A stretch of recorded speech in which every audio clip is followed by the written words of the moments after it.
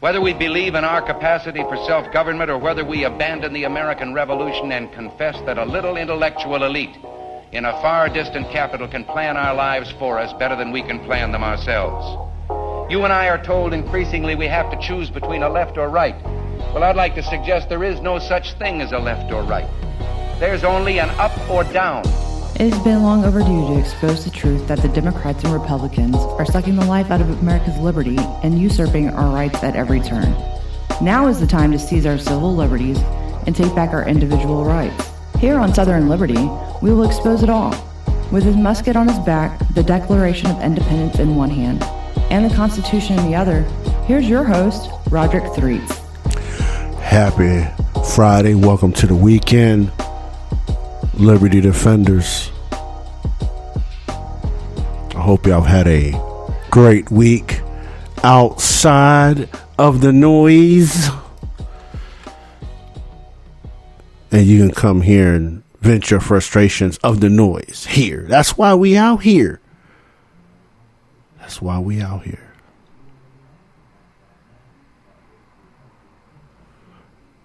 Because I love you. We love you. And we always try to, as we like to say, do the damn thing out here in these political streets.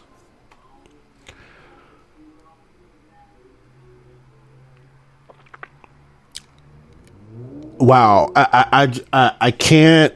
I don't even know how to start because there's so much. We got the whole Tennessee thing going on, which we're going to get into in the next hour. We're going to get into the Tennessee thing the next hour. We got the whole Biden thing going down. We got what these people are calling wokeness, which is not. We already had this discussion, but the disrespect, I call it disrespect for one's own brand or kind, right?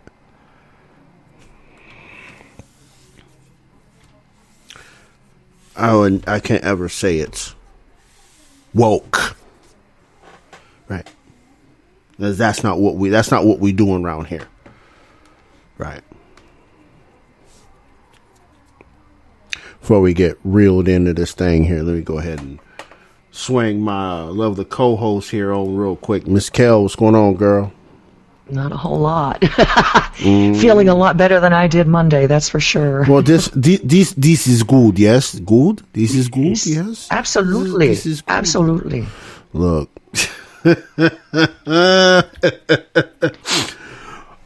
I want to get into the Tennessee thing so bad, but I can't right now. I got to warm up to that. Right? I got to warm up to it because there's a lot going on here that I need people to understand what's going on here with the Tennessee thing, right?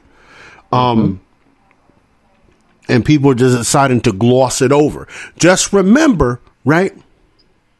I just want people to remember if you don't stand on your own principles, you'll follow somebody else's. Exactly. And get your ass caught up in the game. But we're seeing that across the board, though. It's not just in Tennessee. Yeah.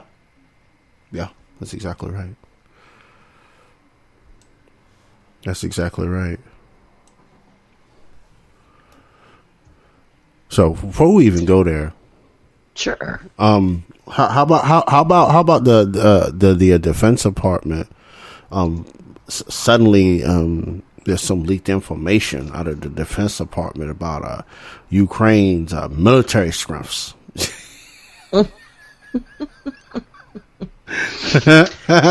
Yeah. Come on now. Who are they going? I think it's fascinating. Hey, who are they going to blame? Who are they going to blame this time?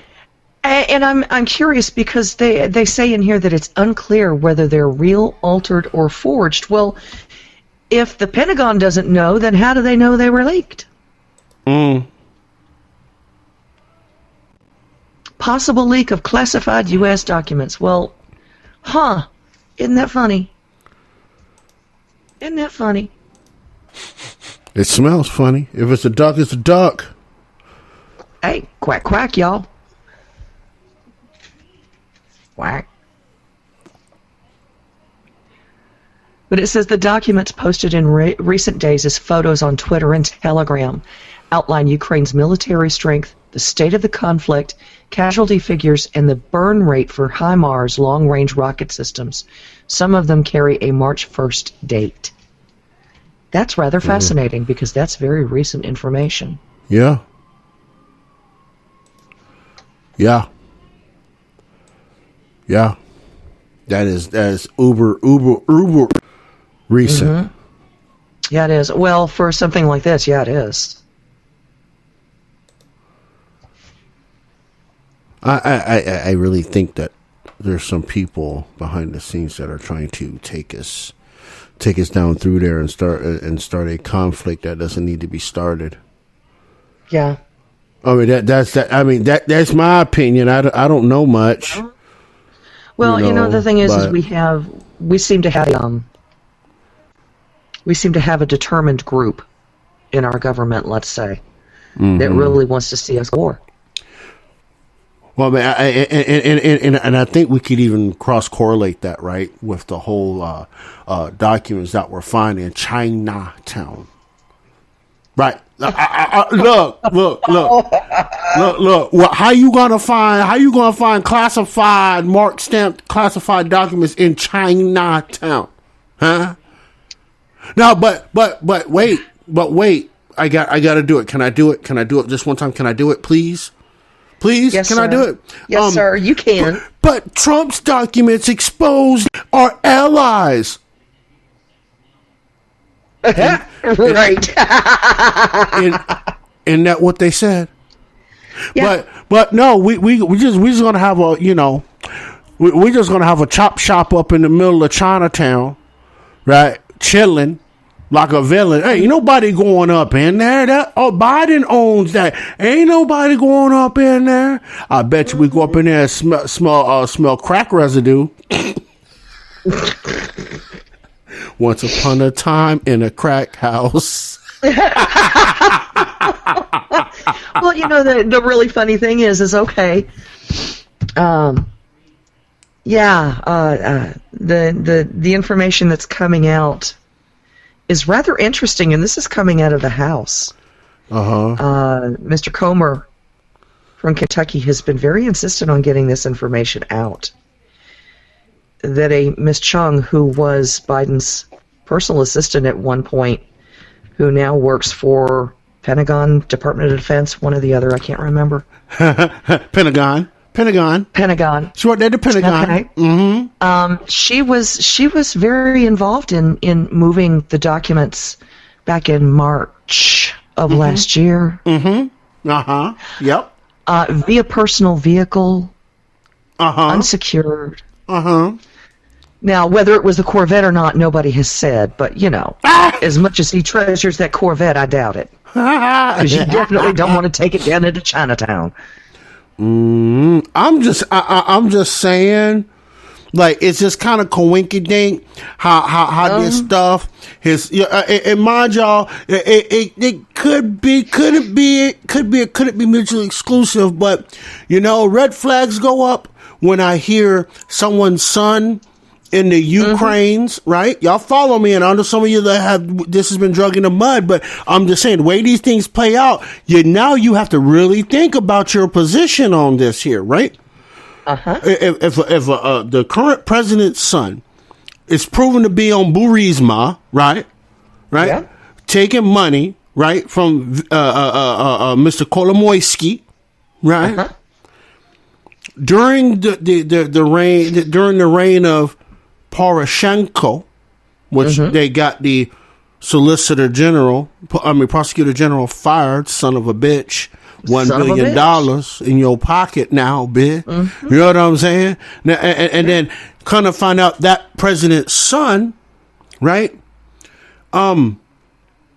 Had dealings in China using Air Force 2.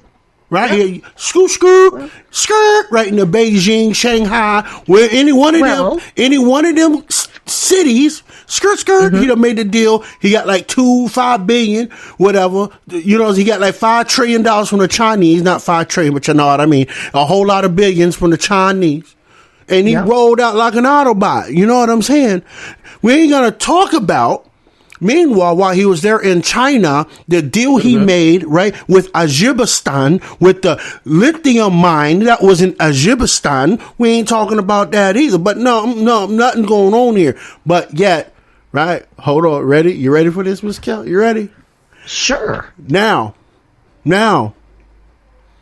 we talking about leaked information from a Pentagon where it said Chinese lady works at from a place in Chinatown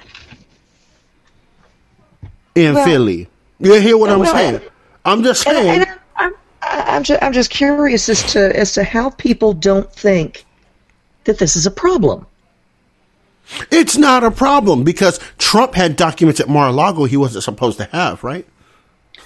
He had presidential authority. Hey, some of the documents that Biden had were from his days in the Senate. Some of them. Now, there were others from when he was vice president. He didn't have that kind of authority. He never did. But even with that, right? Even with that, right? Scratch that a second. I'm just saying they can't call. They can't call one without calling the other. Sure, they can. We have a two-tier justice system, Ron. No, we can't. We can't. This week? Look, we got a 3-tier justice system. Come on now. Yeah. You're right. We do. At this point, we do. Right. So I'm sitting here looking like we gonna indict a former president of the United States because he is a threat to the to what we call democracy. Right. Isn't that what it said? He is a threat to what we call democracy. So we're gonna use a city level prosecutor to go after federal charges. 39 million of them. You know what I'm saying? Roughly, yeah. Right? And then we're going to sit here and muddle over it, and hopefully we can drag this thing out. We're not unsealed everything. Man, you got to come up off that, man. Because you haven't unsealed everything, then you are violating the man's Sixth Amendment rights. Man, look, you're violating the Brady. As my lawyer friends will say. Brady doctrine. Yeah, you violating the Brady. You got to give up the ghost, man, because you ain't giving up all the evidence and charges you want to try to throw at this, man. Your shit is DOA, dead on arrival. Yep. Like, we're done here. So don't lie and say you got more charges, more documents. You ain't got more nothing. That's a separate indictment. Keep in mind that the judge is also, if I were him, I would recuse myself because his daughter worked for Harris. Oh. And the Biden administration. Oh. And he himself is a Democrat donor. Oh, for real? Yeah. Okay. Even if it's not much, I don't think it was a whole lot. Okay. It was well within the bounds of donating to a political party. But even so, if you're a judge and you're donating to a particular party and you're willing to sit in judgment over the opposite party's former president, and your daughter worked for the current president and vice president, that seems to be a little bit of an issue. Right. I could care less about Alvin Bragg donating to that. To me, that's not Alvin Bragg. That's the judge. Oh, the judge. What? Regardless of the judge.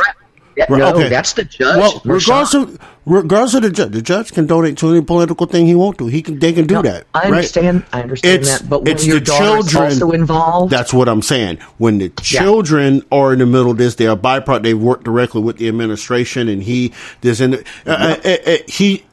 ethically he should recuse himself. That's what I'm saying. But I'm gonna leave that alone. I'm gonna leave that alone, though. Well, justice at this point no longer wears a blindfold. She just Yeah, you're exactly right. I mean, and we have to call this for what it is, right?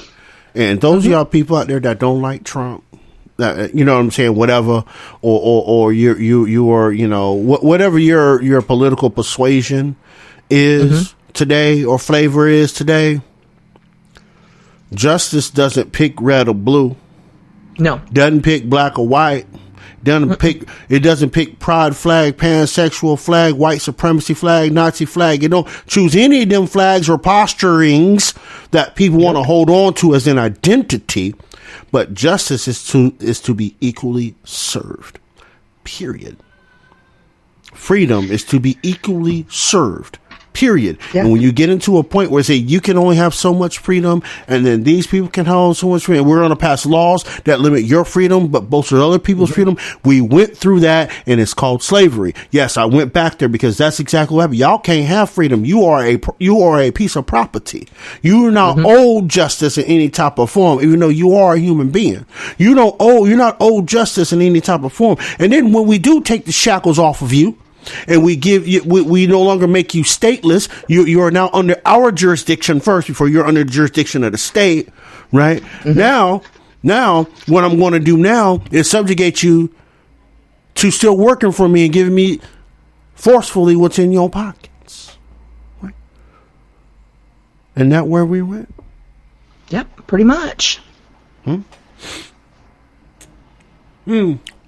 it don't matter your persuasion. What flag you flying? What your new gang sign for the week is? Your new political gang sign? You throwing up freaking Republican and Democrat signs and all this stuff, and flying. Look, I'll give you the new Democrat sign. You know what it is? It's this one. No, you ain't. Yes, I am. No, you ain't. But that's the thing. I don't care what you represent. I just personally, I want to make sure that the law is equally applied to you as it is to others. Period. And it goes back to that old damn cliche that we always say, but it always runs to be true. You allow another team to violate someone's constitutional rights, the other team is going to find the actual legal way to roll into this sucker and come get it. And you gonna be mad, kind of like the Tennessee situation, right? People big mad about Tennessee, and I'm probably an outsider on this with a lot of people, but I'm saying the law is the law. And you know what? Let's just run into that right now because we can talk about this for a minute. We already know what happened in Tennessee, right? Yeah. And the people were quote unquote protesting on the floor. Here's where language is important. Okay. Yes, it is. Language is very important. So, Miss Kell, if you wouldn't mind, see, this is, we're going to run all the way down through this so people understand where my position is on this, right? Sure. Right. So, Tennessee Constitution, right off the top of my head, and she can tell you if I'm not even looking at anything, whatever, right now, right? Article 2, Section 12, first clause of the Tennessee Constitution. What does it say? I'm looking. Okay. Now, you're talking Article 2, Section 12, correct? That's correct. Was it? Each house may determine the rules. Okay.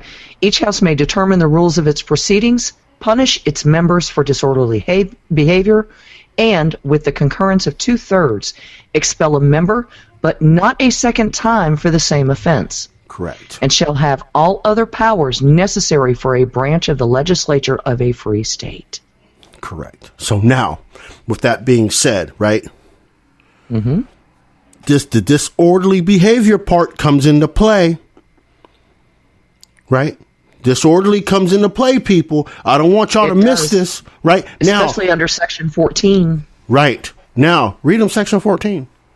Come on. Each house may punish by imprisonment during its session any person not a member who shall be guilty of disrespect to the house by any disorderly or any contemptuous behavior in its presence. Correct. So now that goes back to Section 12 because any person not a member in Section 14, but any member can be punished in Section 12. Correct. Now, hold that thought. Now, everybody's like, oh, no, he was protesting. He was protesting, right? Now, watch this. If you go down, if I remember correctly, it is Article 2, Section 27 of the Tennessee Constitution. Read that for me. Hang on just a second. Let me go down to 27. Well, let's see here. Any member of either house of the General Assembly shall have liberty to dissent from and protest against any act or resolve which he may think injurious to the public or to any individual, and to have the reasons for his dissent entered into the journals. Okay, now, on the journals. I want y'all to hold this thought a minute, right? See, here's where language gets very confusing, people. This is why these two people, even if they send it to the Supreme Court, I'm going to tell you why it's going to be smacked down. Automatically smacked down. Miss Kell, do me a favor. If you go to Black's Law Dictionary online, look up the word protest and tell me what the word protest means in Black's Law Dictionary. Basically means to argue against, and I don't have to tell you that from Black's. It does not mean to yell and scream.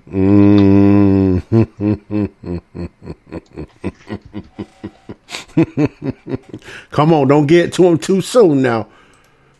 Well, let's see here.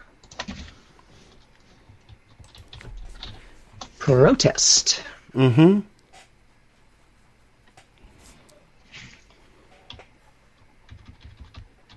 Okay. A formal declaration made by a person interested or concerned in some act about to be done or already performed, and in relation thereto, whereby he expresses his dissent or disapproval. Okay? Like I said, it doesn't have anything to do with yelling and screaming. Correct. It doesn't have anything to do with grabbing a bullhorn and inciting a riot inside the State House. That is exactly correct. So now, those of you out there dissenting, because it literally says protest, I'm sorry. The legal, when you're dealing with the Constitution of a state or the federal Constitution, you are dealing with legality at its whole. You are dealing with legality. Words matter. The word protest keeps being conflated with demonstration. Yes. Right? Because the Constitution does not say, and the federal Constitution does not say in the First Amendment, you have a right to protest. You have a right to peaceably assemble. That is what a protest is. A peaceable assembly. See, the words matter, the jargon matters. This is why everybody's argument, they get this completely wrong. And they think these people are going to get reinstated because they were protesting. No, they were demonstrating, right? Which demonstration inside of the House is disorderly behavior. As in, I can't remember what case. I can tell you right now what case it is. Let me tell you what case it is, because it's under the protest definition. I got it written down on the notepad here. Where we had protest. There we are.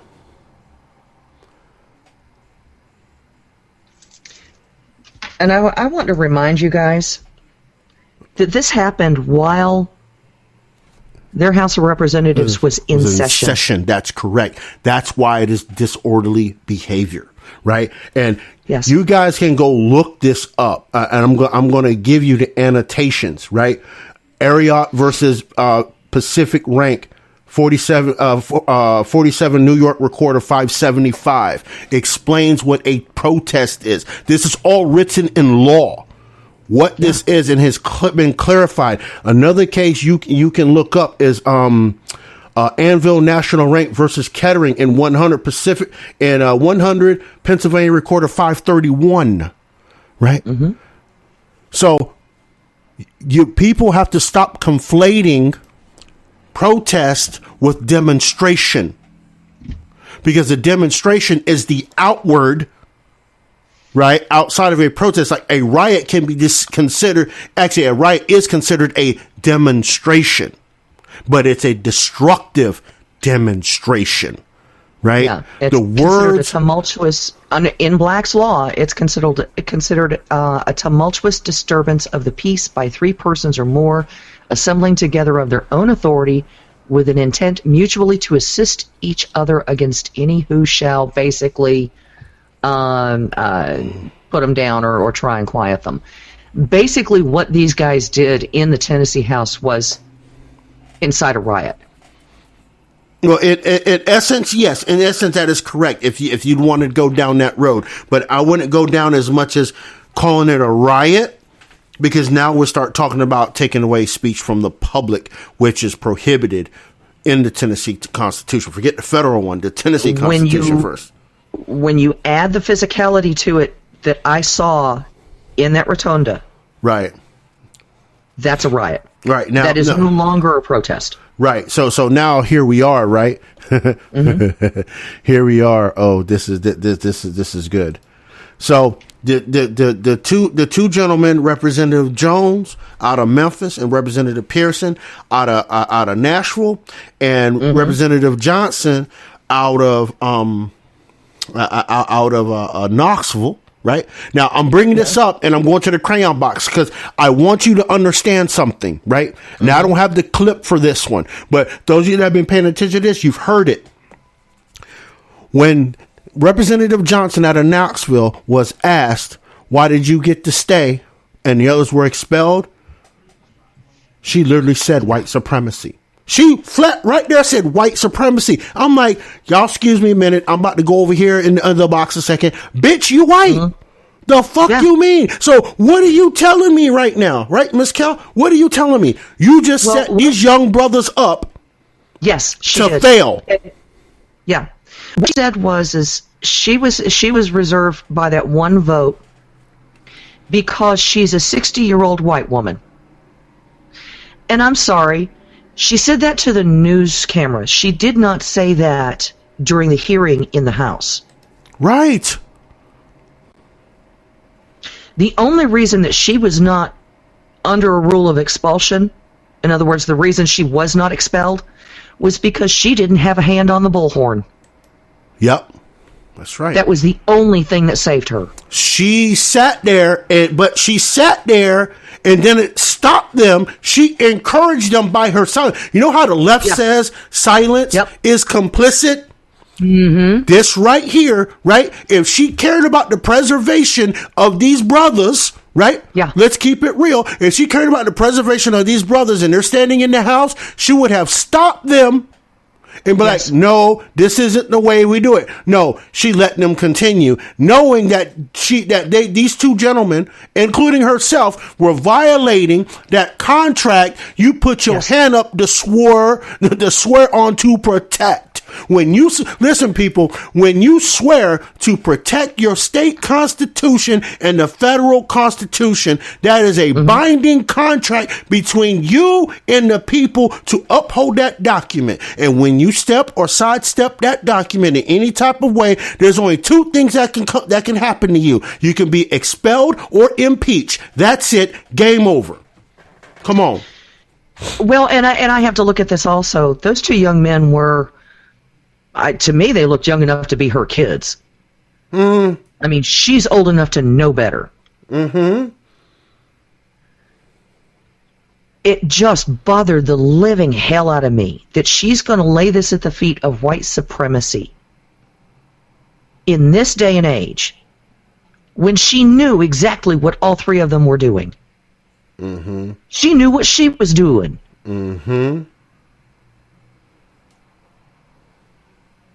But, I didn't touch a bullhorn, so, you know. Yes, it's all racism. It's racism. They didn't want the two young black men in the Tennessee House. Look, oh, my God, they don't want white people there. Please. Look, listen. Watch this. She should have been the one trying to protect them.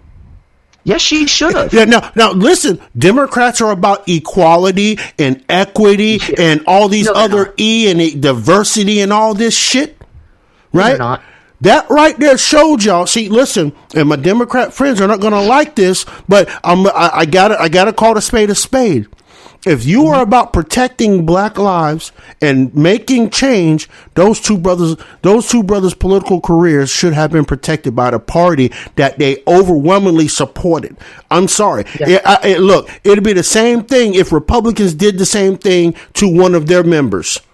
It'd be the same exact thing I would say about it.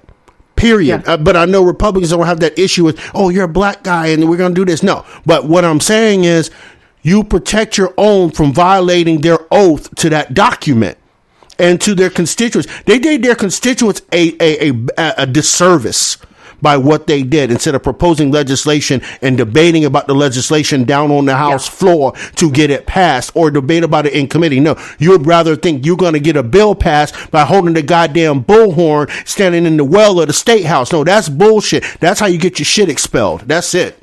Well, and it wasn't just the fact that they disgraced their constituents. They also disgraced the other members of the House. Once you step into the well of the House, once you step into the well of any legislative building, okay, and are there as a representative or a senator or whatever you may be, you fall under the Robert's Rules of Order. That's right. That is how our government is governed. Yep. And if you're not willing to abide by the rules of decorum, if you're not willing to follow parliamentary rule, then you don't need to be there. That's it. That's it. Because the only thing you're doing, jumping up and down, screaming, hooting, hollering, whatever, you're just holding up. You're holding up progress. And these same type of people, there's no progress. Well, you're not going to get progress if you're not introducing bills through committees and debating on those bills. That's where your work should be done, right? Now, don't get me wrong, right? Don't get me wrong. These cats have ambition, but these Democrats that have taught them and kind of changed their focus on what it's supposed to be. Yeah. And then they were offered up as sacrificial lambs. Exactly. And that's how I see them right now, as sacrificial lambs for the party in Tennessee. Yeah, but because here's the other part, right? This is and this is where Republicans, right? This is where Republicans are going to catch some backlash for this. Oh yeah, right. Because if y'all seen the protest today outside of the Capitol, outside of the Capitol, this so-called Generation Z that's supposed to be politically active, but they're politically active via indoctrination. Yes, I said it. They're more like zombies. You know, this is the force that Republicans have to deal with now. Yeah, it is. Yeah, it is. All over the country now. This fallout is going to have... That? Yeah. Because I don't know of anybody, even us as Gen Xers, okay? Everybody's talking about the boomers. No, it's us Gen Xers who are having to deal with this shit now.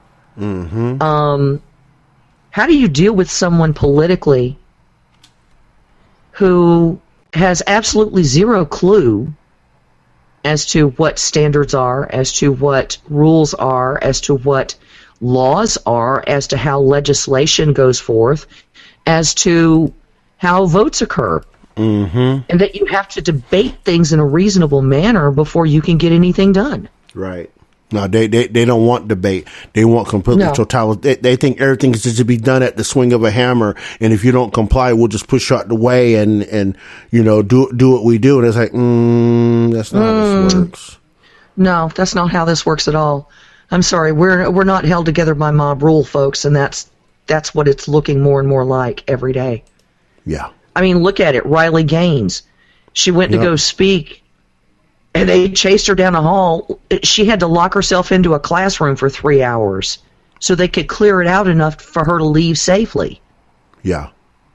And the school did nothing about it, did they? Nothing. Nope. No apologies, no nothing. Look, I'm telling you, this thing, before we go to break, this thing is going to escalate to a point. Somebody's going to get hurt. It's getting a lot more dangerous. Somebody is going to find themselves in front of a barrel of a gun, smiling for the flash. I'm telling you. And then they're like, "Oh my God, we need gun." No.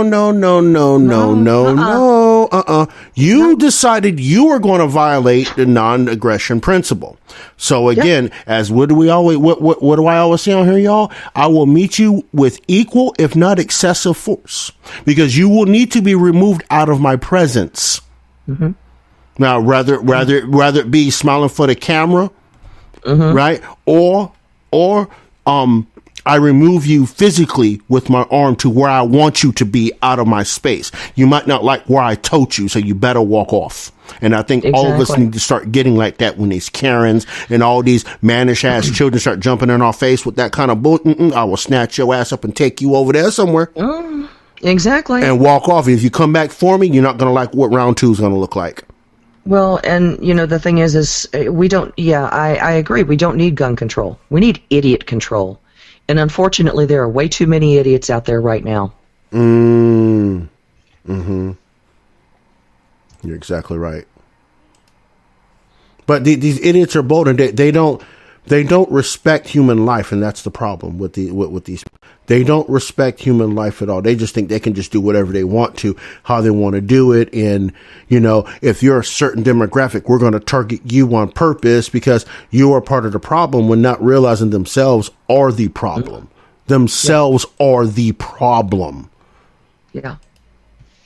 And it might be, and I think this generation, like, I think it's already too late.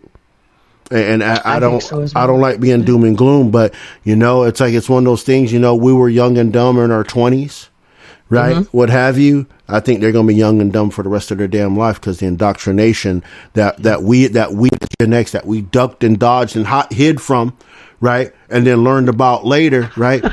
Right. We learned like it was the indoctrination that our mamas beat out of us. Yeah, right. We right there. Right, we're right there. We figured it out. They didn't figure it out. Yeah. And here we are, having to fight them to save the damn country. Yeah. I mean, most of us are like oldie and moldy, as the kids call me, oldie and moldy. Shit. Speak for yourself. Hey, they call us oldie and moldy. So, we probably only got a good 5-10 years left before we start pulling out the canes and the wheelchairs. So, the we cane need I've to... had for years. That's no big deal. That's nothing to do with oldie and moldy. That's just crippled up. But no, don't you ever call me oldie and moldy. I'll come down there and beat you with my cane, son. Look, I want to say this. I want to say this real quick. Sure. Where's all these dusty ass old men coming from wearing dresses? I have no clue. But it's scary, isn't it? Man, look at work. I bet you RuPaul's like, I'm staying away from all this shit. Like, no boo. No, you were one of the ones encouraging it, baby. No. RuPaul, I'm saying in a good way. Like, I ain't even stepping in this. This some bullshit. Y'all are here doing some bullshit.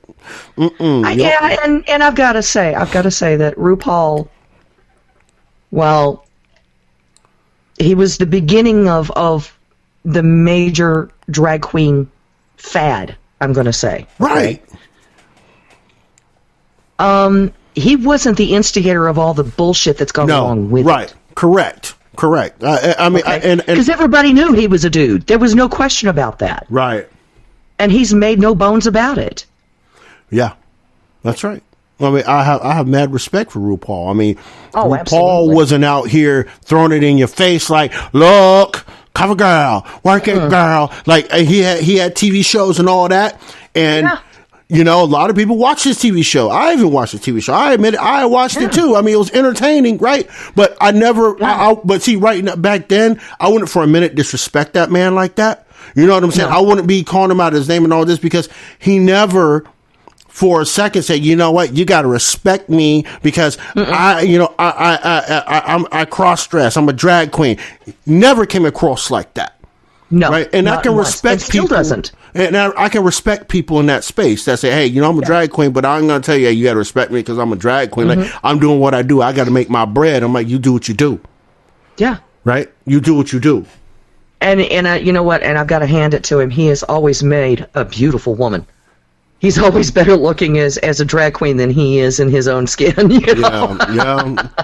Yeah. Some people just got them features that do that. But see, those are the people I respect, right? Absolutely. You know what I mean? They just, hey, it is what it is. You want to partake, and you partake. I mean, nothing. It's exactly. It's supposed to be comedy. It's supposed to be, you know what I'm saying? Whatever. This is what we do. But now it's became this whole movement, this whole identity movement. You know what I mean? And it's like, oh, see, too much. They bastard people. See, here's the thing: people bastardize a good thing, and it goes this far. Yeah, it goes this far where they say, you know, it's just like, Well, it's like Lady Chablis down in Savannah. Now she passed on. It might be 5 years ago now. Mm-hmm. She passed on not long after my mom did, and had a drag show there for years. Right. No one said a word. Never bothered a soul. Nope. Never bothered a soul. Nope. No, they say you do what you do. Yeah. Right? Do what you do. Just don't force me to do what you want me to do, to quote unquote acknowledge you in some sort of way or what have you, right? I'll have a lot more respect for you when you stay in your lane than you try to cross over and tell me how to drive my car. Because then we both going off the road. And I'm probably going to be the one steering it off the road myself to get you out the car. No, anyway, we got I got good insurance. Right, I'll get a new car bid, but we both going down. Hey, we got to do cheese, water, crackers day, so you already know what to do. When we come back, we're going to talk more about this Tennessee thing, and we're going to run through some audio clips, and then we're going to open up the phone lines, and then we're going to turn around, and we're going to shut the house down. So make sure you do your thing. Cheese, wine, and crackers. We'll be back here in Southern Liberty in 6.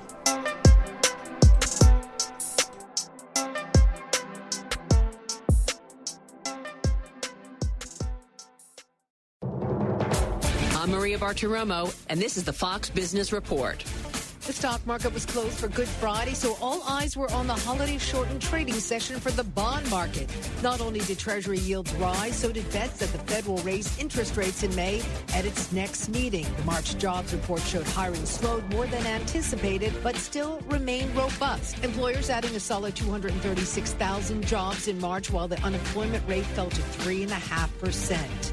And most adults in the U.S. are opposed to slashing Medicare or Social Security benefits, and a majority support raising taxes on the country's highest earners to keep Medicare running as is. This according to a poll by the Associated Press and ORC Center for Public Affairs Research. The new findings come as both safety net programs are poised to run out of enough cash to pay out full benefits within the next decade. That's your Fox Business Report. I'm Hillary Barsky, invested in you. The Fearless and Proud podcast series looks at acts of bravery and strength by women. And in the first season, we'll look at women who played important roles in the Civil War. Episode 1. In this first episode, we will look at how the outbreak of the Civil War changed the lives of women, their status, altered their roles, and gave them new opportunities in the process. We'll hear about their motivations, love, money, patriotism. Listen ad-free on Fox News Podcasts via Apple Podcasts, and Prime members can listen to this show ad-free on Amazon Music.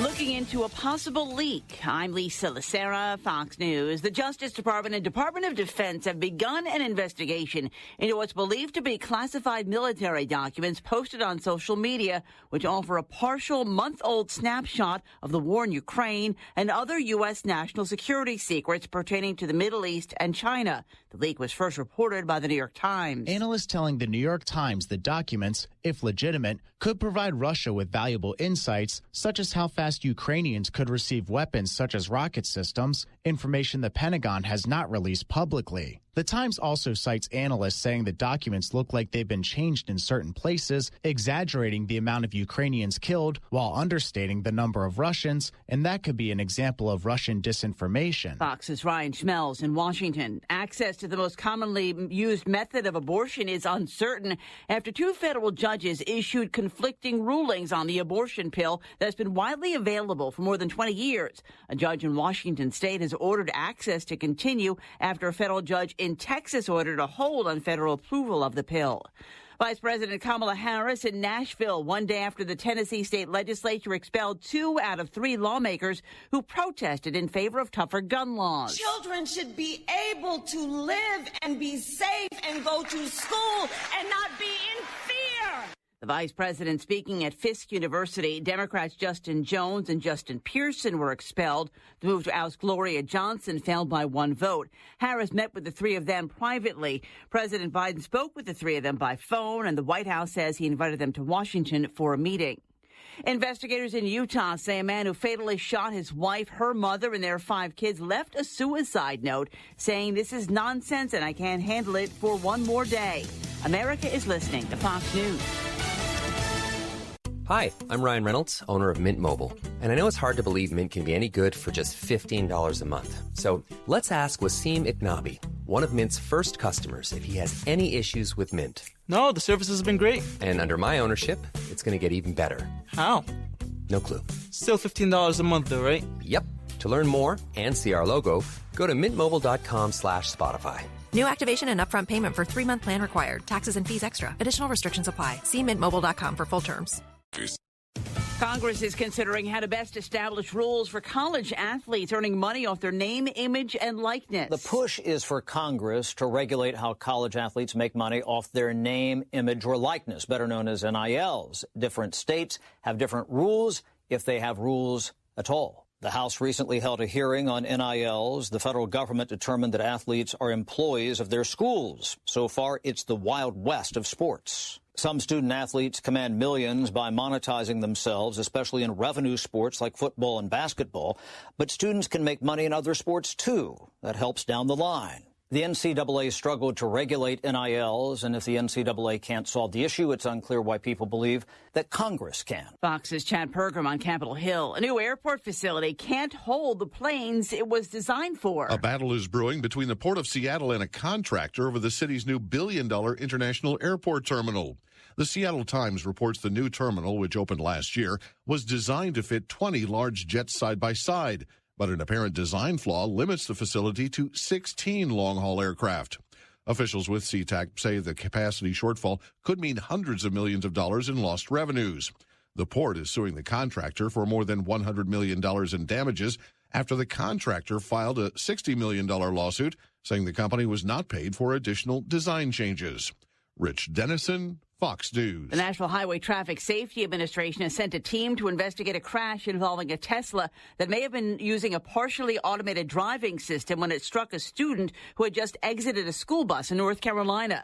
The agency says the State Highway Patrol said that the driver of the Tesla Model Y failed to stop for the bus, which was displaying all of its activated warning devices. Tesla says these are driver assist systems and that drivers must be ready to intervene at all times. I'm Lisa Lacera. This is Fox News. Do you want to know what's trending now? You can defer payments of a full NetSuite implementation for 6 months. No payments and no interest for 6 months. This is a big deal. NetSuite by Oracle has never made an offer like this in its 22 years as the leading cloud financial system. 33,000 companies have already upgraded to NetSuite, gaining visibility and control over their financials, inventory, HR, e-commerce, and more. Everything they need to reduce manual processes, boost efficiency, build forecasts, and increase productivity across every department. In fact, almost 90% of finance leaders agree that NetSuite helps them reduce manual data entry time. Whether your business generates millions or hundreds of millions of dollars, take advantage of this special financing offer of no payments or interest for 6 months at netsuite.com/Fox. That's netsuite.com/Fox. netsuite.com/Fox.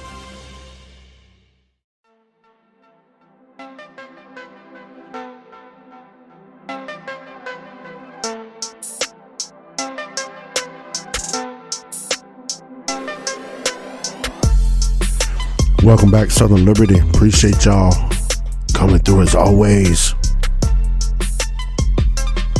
Shout out to everybody in the live chat. Love you. Appreciate you. From all over the world, those of y'all listening in the background, you know I can see you. You know I can see you. Just so you know, but I appreciate you. You know, be running around the house and you know, you might be washing dishes. If you're on Eastern time. If you're over in Europe, you're probably just not waking up. Doing the things, you know. You're ready to enjoy your weekends. But I love all you. I love all my people in South Florida, from Citrus County all the way down. Southeast Georgia, Glenn County, Camden, Ware, Charlton. Good old state of Utah. Appreciate y'all listening out there. I love y'all out there on that public radio side, though. I love you. We talking about Tennessee. We talking about Tennessee, y'all. We got to get it in. We got to get it in. Absolutely. Before we get it in, though,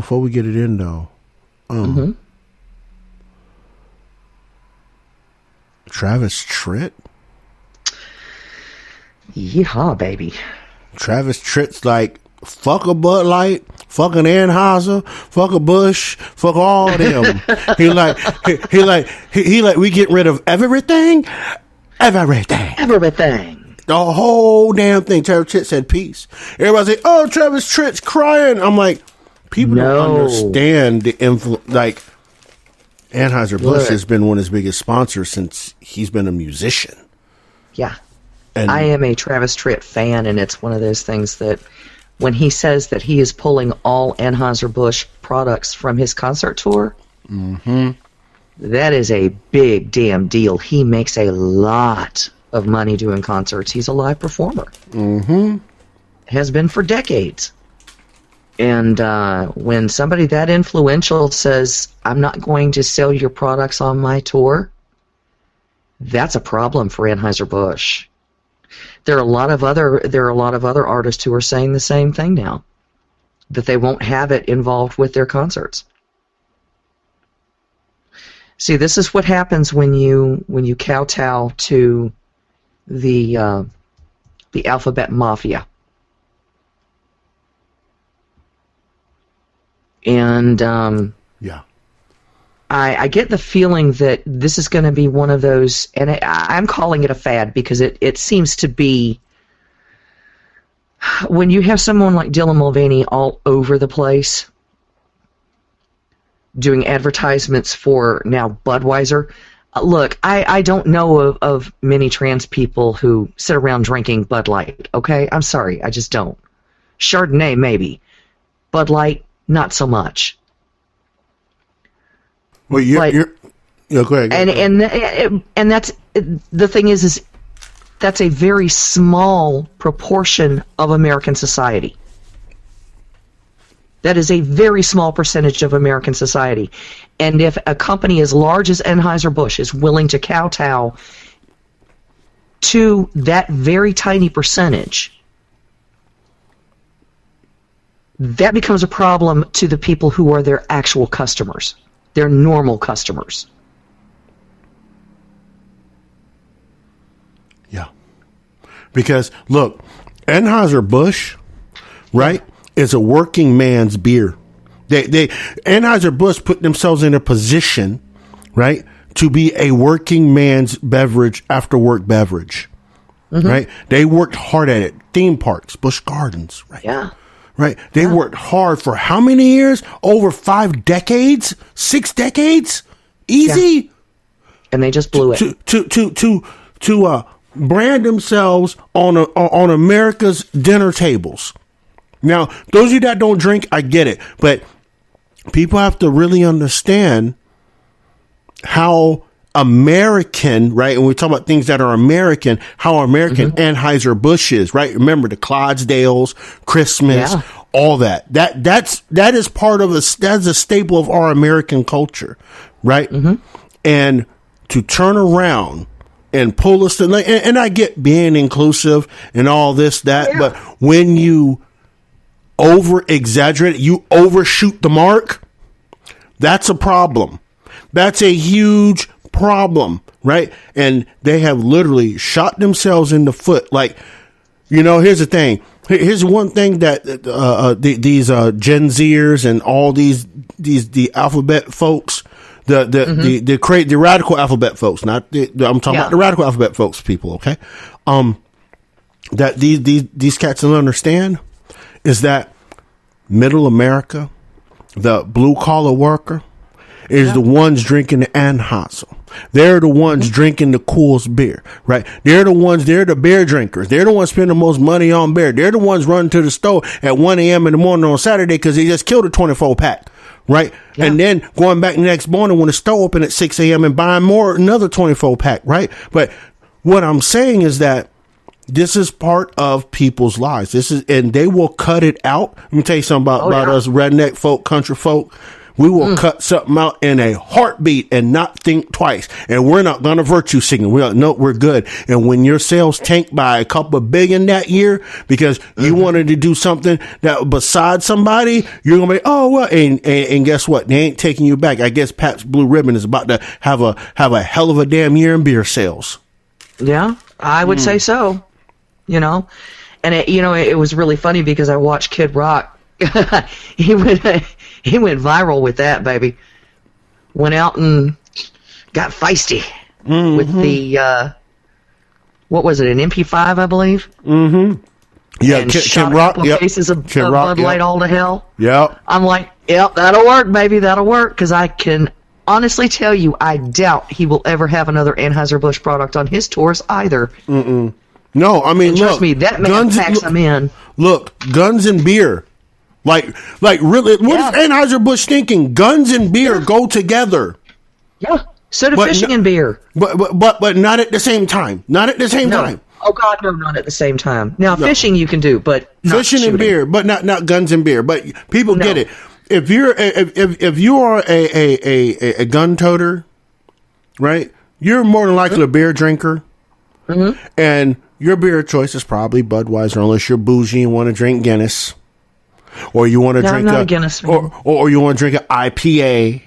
Or now I'll drink Dos Equis or Modelo, but Dos Equis, no, Dos Equis, Dos Zetas.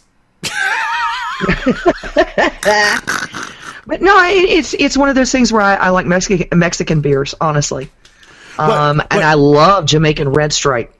Yeah, Jamaica. That's good stuff. Here's the thing, right? Here's the other thing too, right? Isn't Corona distributed by Anheuser? I think so. I don't drink Corona though. But to me, that's no better than Coors. But the Corona, my Corona, aren't they distributed? I don't know. Because I know Modelo makes Corona. Modelo doesn't make Corona as far as I know. Yeah, Modelo, yeah. Really? Yeah, Grupo Modelo, if I remember correctly, Grupo Modelo makes they do the whole Corona thing. Yes. Huh. Oh, that's right, because they had to pull back on their Corona production back during the COVID scare. And Modelo took a suffer too. Yeah. But no, like I said, I like Modelo and I like Crown Royal. Now, Tecate is not bad either. I'm just saying these people are literally shooting themselves in the foot, and I think that's gonna be the first thing. But here's the other part too, people, right? And here's the thing when we're talking about this boycotting and protesting, I got to bring it back up again. Right? Yeah. Saying you're going to just visually protest. Only thing you're doing is virtual. When you say you're going to boycott something or you're going to protest something publicly, right? Yeah. Only thing you're doing is telling the oligarchs which way they should position their money. Yeah. That's the only thing you're doing. Yeah. And they're going to get rich in the other direction. Oh, they're going to boycott Nike. Okay, we're going to get stock in Adidas. We're going to get stock in Feelers, right? We're going to get stock in Puma and Avia and Asics, right? And then when we start seeing that shift, that downshift, we're going to dump all those stocks when they're high, and we're going to go right back to Nike. Yep. So y'all stop virtue signaling. Exactly. Your boycotts. To me, it's not a boycott. I just won't buy any more of it. I'm not buying any more Hershey either. I'll eat what I've got here at the house, but I'm not buying any more of it. Right. That's exactly correct. Nike, I haven't owned Nikes in years. I've got a couple of jackets because of the Steelers. Because y'all know me, I'm a Steelers fan. Yeah, she can't give up her Steelers in the face of Nike. I ain't giving up my damn Steelers. Y'all can kiss my ass on that one. They better get an Adidas sponsor. Right. God. Well, y'all want to go with Adidas? You know what I'm saying? Adidas or Avia or somebody, just come on, get away from Nike. But I understand they have the NFL and it's their contract, so you got to do what you got to do. But it just, come on, you can't. And I'm going to say this to Nike. You can't put yoga pants and a sports bra on a piece of paper and expect it to look like a woman.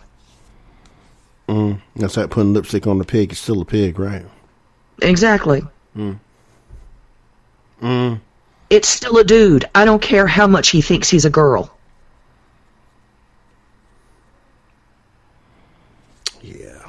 It's all good, though.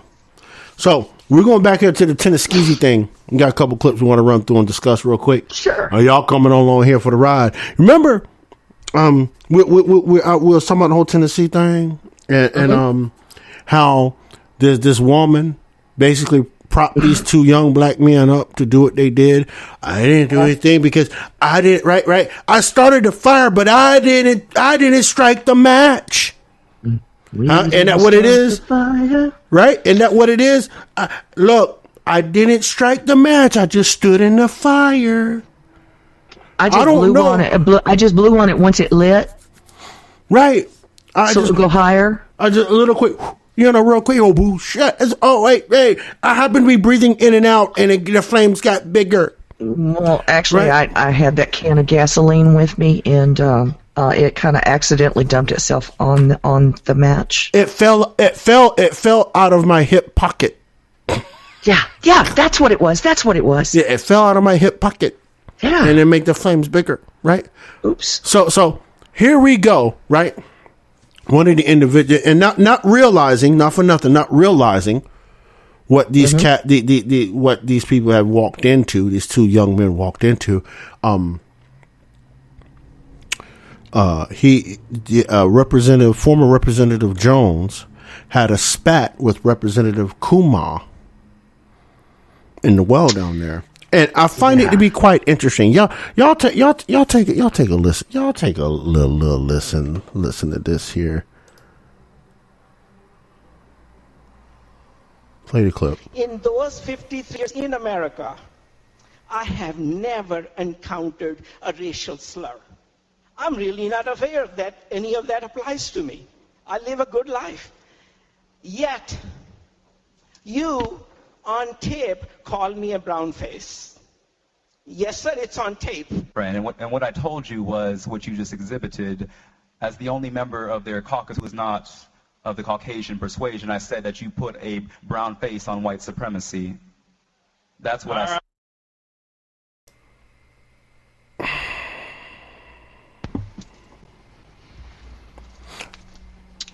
Go ahead.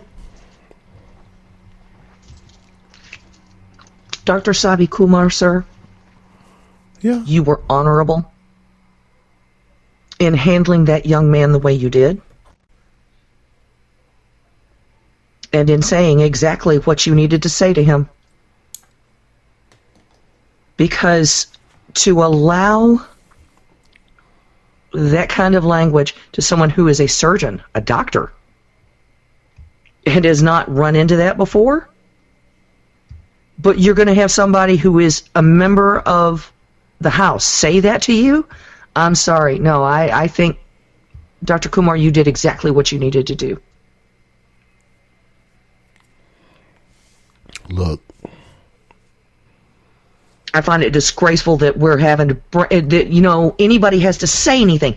Why on earth would he tell a member of the House of Representatives that he is the brown face of white supremacy? It's no different than these little cats running around in the streets in the cities, like calling folks like me the brown face of white supremacy, the black face of white supremacy, right? And I'm sitting here, right, as I heard him say that, you know what's going through my head? I'm like, no wonder Asian people really dislike, quote unquote, going to the crayon box people, quote unquote, dislike black people. Yeah. Right? This is why the rooftop Koreans were shooting at, quote unquote, black people during the Rodney King riots. Yeah. They weren't shooting at white people. They're shooting at black people.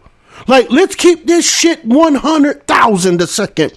Right? When you hear someone with my skin tone say shit like that to another Asian man, right? Another brown person, let's reel all the way back. And not understanding that man, he may be Hindu, but by blood, he is a Moabite. He is more, and you going to disrespect that man like that? You got some audacity, black man, to call another melanated man what you called him. It is the epitome of disrespect. And people wonder why Asians are starting to dislike, quote unquote, black people in this country, from Cambodians to Vietnamese to the southern Chinese people. Like you get Pakistani people, Saudis, they don't like black American people because of stuff coming out of their mouth, like from that cat. Yeah. But stop Asian hate, right? Yeah. You know, the thing that really pisses me off about this whole thing is the fact that that young man wants to see himself as oppressed. He wants to see himself as a victim.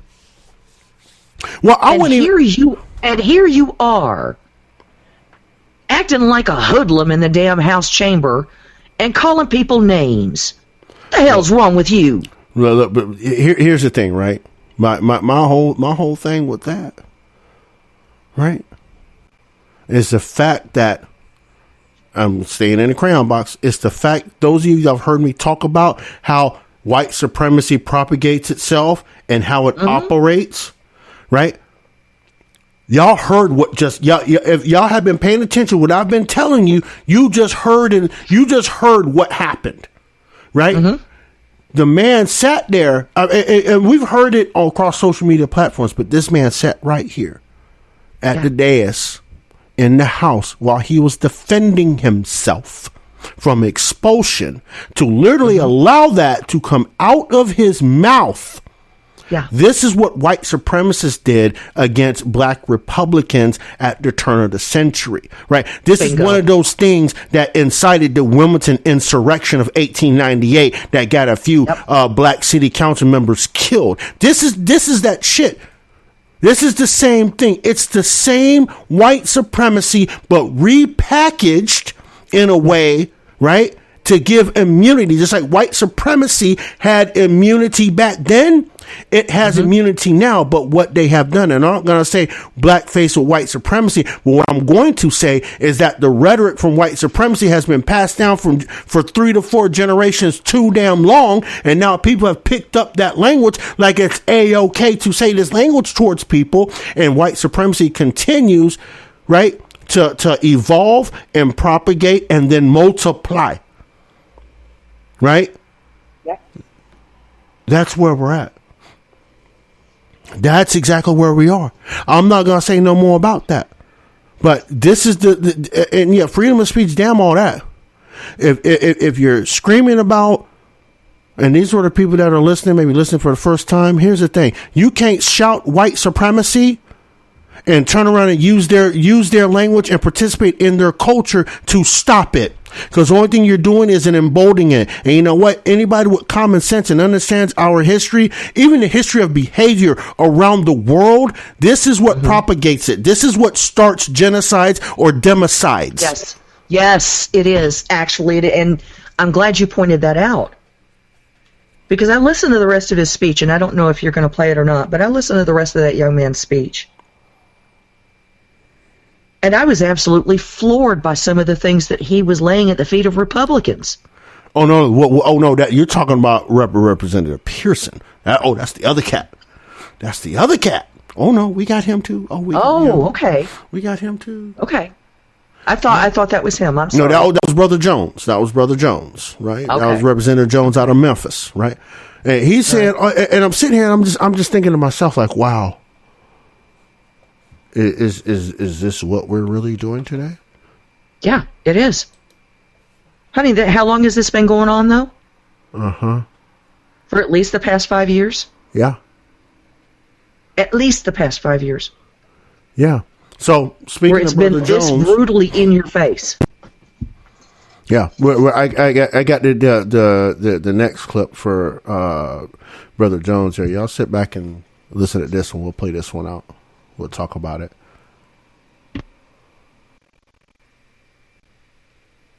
Let's talk about expulsion. No expulsion. One member who was found guilty of domestic violence, no expulsion.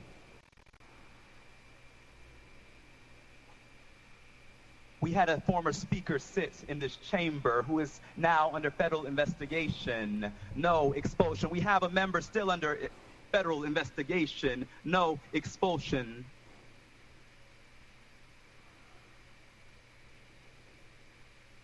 We had a member pee in another member's chair in this chamber, no expulsion. In fact, they're in leadership, but in the governor's administration.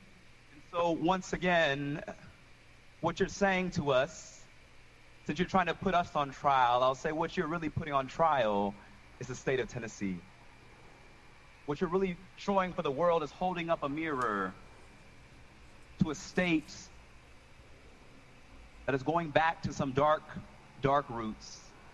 A state in which the Ku Klux Klan was founded is now attempting another power grab by silencing the two youngest black representatives and one of the only women, Democratic women in this body. That's what this is about. Let us be real today. I'm gonna tell on all y'all. Look. Excuse me, y'all, but you remember the little 6-year-old tattletale down the road? I ain't even worried about the tattletale part. No, that's what it strikes me as. Is I'm gonna tell mom. I'm gonna tell mama on y'all. Let me get to the meat and potatoes, right? Sure. Is there, and look, people can hate pedophiles. People can hate racists. You can do all that. You can hate and dislike and be all that if you want to be. Sure. But the question is, does the virtue of that person violate Article 2, Section 12 of the Tennessee Constitution? No. Okay. I'm just checking because I'm just talking. Don't virtue signal your feelings or look at, this person's in the governor's cabinet. And no, stop. Does their behavior come to the threshold of disorderly conduct to be expelled from the body? Well, I actually have another question, too, because he was talking about members being under federal investigation. Okay. Investigation doesn't bar anyone from anything. Yeah. Again, this goes back. What did I say before? You raised your hand and took an oath to that piece of paper. You should know what that piece of paper means. You have failed. Yeah. See, here's the thing. So proving guilty still means something, y'all. Look, just like that young man said, right?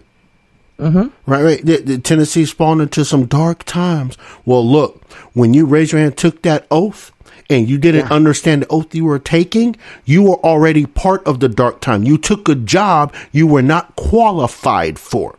If you did not read the binding paperwork, you know what I'm saying? I'm not going to take a job and not know what I'm doing on the job. Mm-hmm. Right. If I don't know that document inside and out, I wouldn't be taking that job. Yeah. Because you got to make laws that does not go against that document. And exactly. That tells me that you didn't read the document you're supposed to uphold, which means to me, you're not qualified for that position. But your constituents voted you in. Not only that you swore to uphold, but you swore with your hand on a Bible. which makes that a blood oath. Yeah. That's right. You're never released from that. You are bound to uphold the Constitution of the state of Tennessee and the federal government. Mm-hmm. That's right. Constitution of the United States. That's right. There is no getting out of that. Nope. But you don't think we're falling into dark times where you didn't even read the binding paperwork. Come on now. Mm-hmm. Yep, I keeps it G. They can say whatever they want. I'm keeping it right there, right in the face. Legality is legality. Language is language. Follow the language. Follow the language. You got them, no problem. Well, check this out. We got now that we've now that I got a couple more clips. So we're gonna Mr. Pearson's speech from today. We're gonna listen to that real quick. Yes, I tell you, it was a sad day on Saturday. All hope seemed to be lost. Representative out of the State House, democracy seemed to be at its end.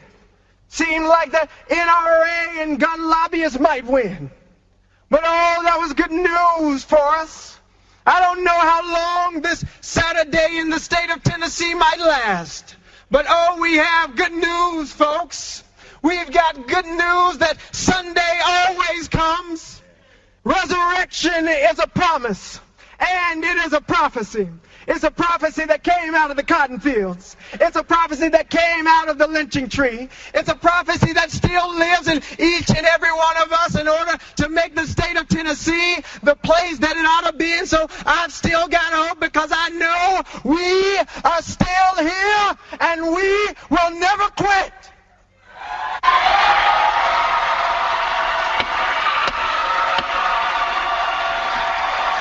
Out of order.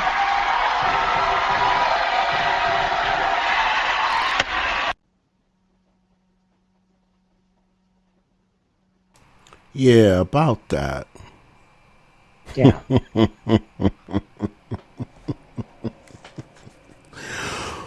There's a lot to unpack there. There's a whole lot to unpack there. I mean, cotton fields. Yeah. I seem to remember that the whole Democratic Party really believed in cotton fields. Well, not even that. And keeping people there. Well, wait, I'm not even going there. Let me back that up, right? Let me skirt. They were the ones talking about you shouldn't be using plantation rhetoric. Right? Oh, yeah. They were the ones out here saying, you can't use plantation rhetoric. That's racially racist.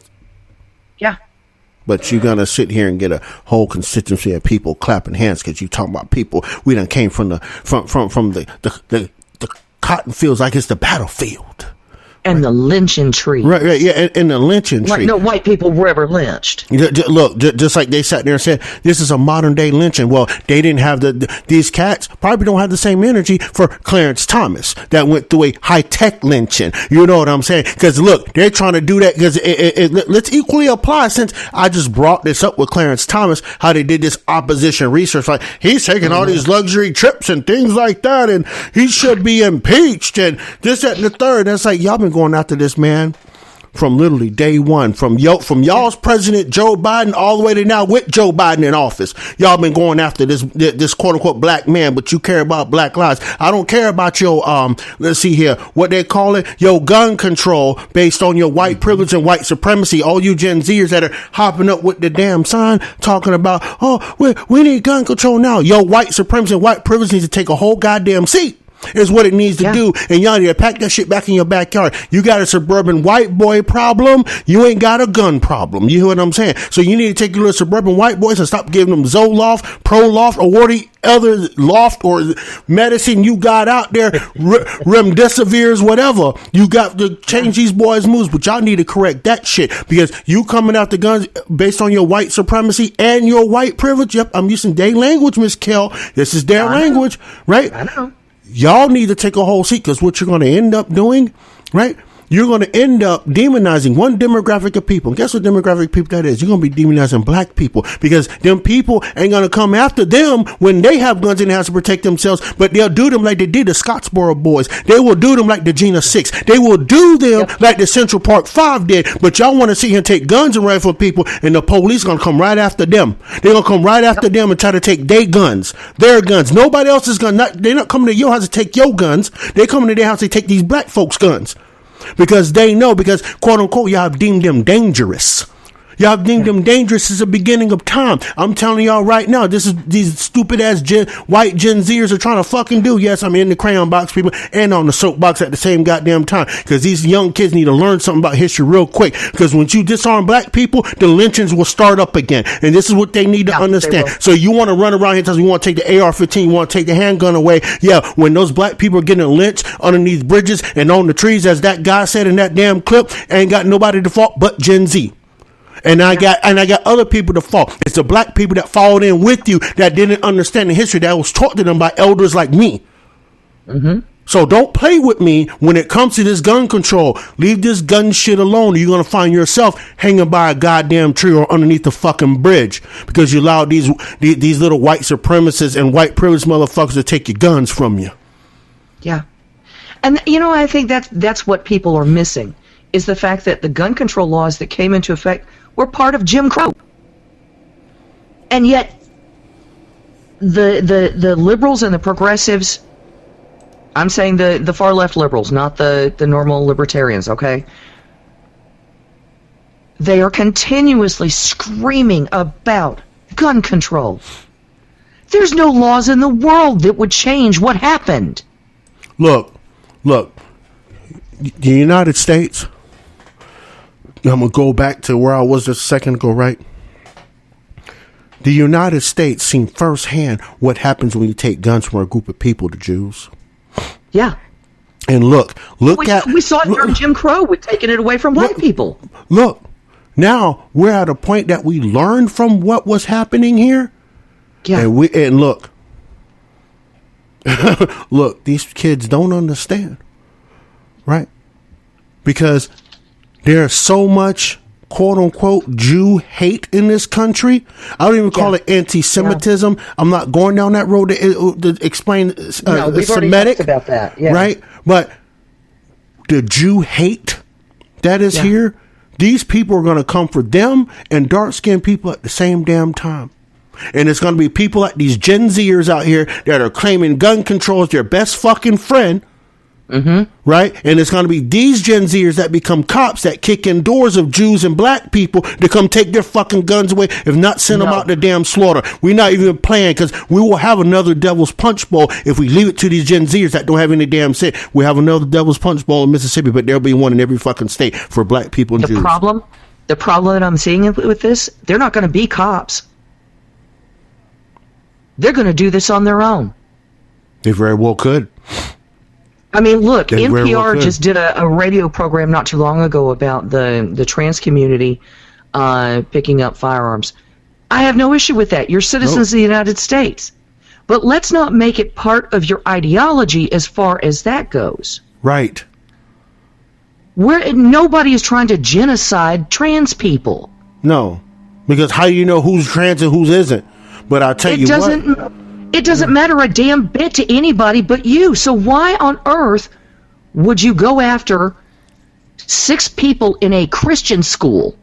Right. Because why on? And then all of a sudden, those people don't matter. They were murdered, but the monster who killed them mattered because they were trans. And then they bring up the gun control. Well, you can't have it two ways. Either you want the trans community to have firearms to be able to protect themselves from the radical Christians, or you don't want everybody to have guns. Which way do you want it, folks? Look, and the biggest spit in the face is that Kamala Harris, right? Oh, God, don't get started on that. Had to show up in Tennessee. I'm going to leave that where it is. But here's the thing, right? And this is what I need Gen Z to understand, right? You're going to find yourself in the face of your great-grandfathers facing the adversity they had to face. And I'm talking about all of your great grandfathers, right? I don't care what ethnic group you are. If you're from Armenia, right? If you're Jew, right? Yep. You're gonna be you keep going down this path, Gen Z. You will face the fate they had to face. Yeah. And you're not. And you're like, what happened? Well, you told them to take your guns away from you. So when they took your guns away, they sent people out to send for you, or you were part of the group that sent for them, right? And then you loaded them up on boxcars, or you put them behind trucks and wrapped ropes around them and drug them down the street, or you threw them in the burn pits like they did in Armenia and burned people up. Y'all don't understand the track you're running down right now, people. You don't understand. You don't have a clue. But y'all go ahead thinking we're a little bit smarter today than we was 100 years ago. We're no smarter, honey. It's the same tactics: genocide, democide, and power. Right? Exactly. And money. Money is the root of all evil, and all those things I named come right underneath it to obtain power. And now they've found out how to get the ultimate power by using digital currency to get you. So they not only will they take your gun, they'll take your money if you purchase a gun. If you step outside sideways, right, they can stop your bank account. You can't ride transit. They will shut your electric car down. They have you jumping around up and down here about, right? I mean, they do that in China, social credit score. You can't ride transit. How you going to get to work? You can't get to work, pay your bills. You homeless. You living in a building that's 25 stories high with 2, 3, 4, 5 people in one damn room in this damn building. And then COVID breaks out. Then a epidemic breaks out and you can't get out because they done sealed your building shut. Now what? Welded the doors. Now what about your guns? What about your freedom? Because you want to feel good for a damn minute. No. No person on this earth deserves to live in any type of tyranny or control of another person. And y'all, by God, y'all running, y'all little mini Hitlers running around here with reckless abandon. And I'm going to tell you, it's going to backfire on you this time. Ain't going to be another Hitler or another Mao or another Khmer Rouge ever rise up again towards this country. Because look here, push come to shove, there's some people going to do some things. Like Ilhan Omar said, somebody's going to do somebody did something, right? And you're not going to you look.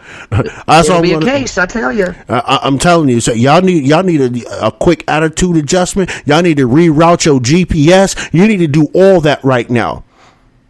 Because guess what? People like me and Kel and all our liberty defending family in Southern Liberty, we've been trying to tell you for years. And when we're long and gone, we're gonna be sitting there looking down on you as they coming up, picking you up and dragging you off the back of a truck by a rope because you decided to give up your personal security and depend on the liberty of the government to give you because you think you're gonna have a cop in your back pocket. The thing is decades from now, when both of us are long gone, these audio clips are going to last. They're going to be out there. And somebody's going to find them and they're going to hear what we're saying. And they're going to say, damn, why didn't we listen? They're saying that now. They're saying that now. Like, these people, look. Some people are, yes. Look, some people are, but not enough. Look, listen. People out here talking about Donald Trump. He pushed the vaccine. No. He might have said he got it, right? He might have, he got Operation Warp Speed, right? But here's the thing. He didn't sit there and said, you got to have a jab to go to work. No, you got to sit here and have a jab before you can walk into a damn store to go eat or go pick up food for your goddamn family. Trump didn't do that. Your governor, your mayor, and your pundits told you that. And you want to blame Donald Trump now. You a bunch of pansy ass bitches is what you are, because you try to look to a man. You try to shift the responsibility and blame from yourself to somebody else because you didn't exercise your liberty of research. People have been told you about this whole thing. People been told you, and you made a decision. It's an informed decision because you made it on your own to go get the damn thing, not Donald Trump. So y'all need to take a whole goddamn seat on that. A whole seat. and stop blaming other people for your bad decision let me just say bad, the decision you made for yourself. Yes. You need to take accountability for that. No one didn't tell me you didn't do your, and these the same people said, okay. These are the same people, right? The same people said, do your research. Yes. What? You cannot, no one on this planet can sit there and say you weren't told. We tried to tell you. We worked our asses off to tell you. All the research we did to tell you. And yeah. You cannot stand there and say, oh, well, you didn't tell me. Bullshit. You called us conspiracy. We were silenced. We were silenced on social media. We were silenced on the blog platforms. We were silenced on YouTube. We were silenced in all kinds of areas because you guys didn't want to listen. Right. So don't look back on this and ever say you weren't told. Yeah, because you decided to, again, listen to your pundits that said, oh, those people talking about that, they're crazy. They're crazy. It's like, no, look. No. Right? Look, real talk. Look, this is what we're showing you. You ain't even got to believe what I'm telling you. Just look at what I'm telling you and go look at it for yourself so you make a true, informed decision. Right now, we got newborn babies having heart attacks. Yeah. Newborn babies having fucking heart attacks. Are you kidding me?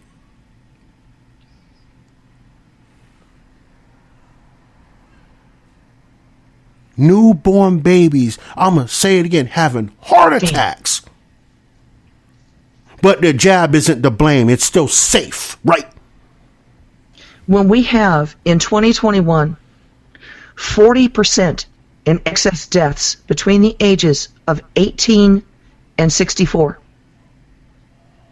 And in one quarter, there were 84% excess deaths between the ages of, I believe it was 18 and 44. 18 and 44, yep, that's correct.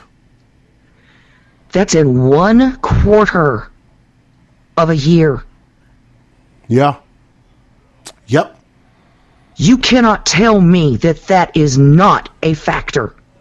And that, oh, well, I did my research. No, you didn't, honey, because if you did, you never would have taken it. Yeah. Yeah, and how they, and on top of how they tried to scare us, right?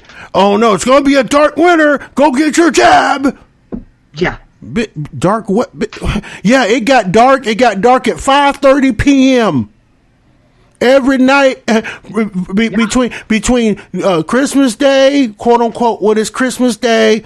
Christmas Eve, Christmas Day, and Boxing Day. Those are the darkest day of the year. They got dark at 5:30. That's look. They got dark then. That's it.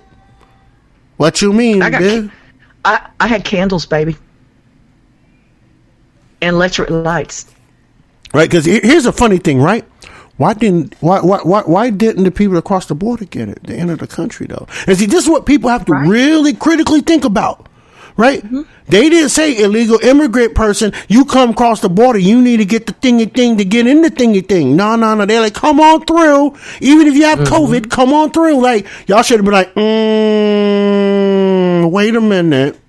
That's not suspicious. No. It's safe. It's safe. Yeah. Don't listen to them. Don't listen to Robert F. Kennedy. Don't listen to Southern Liberty. Don't listen to the people that have kind of done the research and wrote in and gave you the reports, the PDF reports from other medical services said this is bad. You said that was BS right-wing propaganda or anti-vax propaganda, and now look at you now. Look at you now. Well, I can tell you for a fact that people like Robert Kennedy Jr. Were on point with all of this. He was one of the ones who was saying, look, you can't silence these people. You can't say this. You can't say it's safe. It's not. Right. He was one of those voices out there. And guess what, y'all? He just stepped up to run as a Democrat candidate for president. Which I want to get into because we got to pop on the phone lines here in a second. But here's the thing. This is going to be interesting. Robert F. Kennedy Jr. in the mix. Yep. for president. This is he's running on a Democrat ticket. In tradition, I wouldn't expect him to run Republican. In tradition of his family, they are the namesake of the modern Democrat, quote unquote. Besides these radicals took over, right? This puts the Democrat base besides themselves. And here's the other part, right? Robert F. Kennedy Jr. can win this. Yes, because he appeals to the common sense American. He appeals to the people that were against the COVID vax and had done the research and had listened to him like, yeah, this guy is right. And then the other people he had with him, right? Oh, he can do this. He can do this, right? Yeah. He's a scare for the Democrat Party. He is a scare. He absolutely terrifies the Democrat Party as it stands right now because they're too progressive. They are too over the top. Yeah, and here's the thing. Here's the funny part about it, right? Republicans would change their affiliation during primary season just to vote him in. Oh, yeah. Oh, in a heartbeat. They will change if they have a closed primary, Republicans will change their affiliation for the primary season and vote for Robert F. Kennedy. And here's the thing. He could get Republicans to vote for him. Yes, he could. Especially the ones who don't like Trump. Yeah. Yeah. They sure could. Because RFK Jr. is seen as basically an extreme moderate. He is not. Yeah. What our modern Democrat Party is. And here's the other part. Here's the other part about Robert F. Kennedy Jr. too, right? Because the Kennedys got long money. Oh, you know what I'm saying? They probably had the longest money in politics, right? And they got the furthest reaches in politics around the world, right? Yeah. RFK Jr. would be the Trump of the Democrat Party. Yes, he would. He would completely disrupt that whole party because they wouldn't know how to deal with him because he's what we would call a legacy Democrat.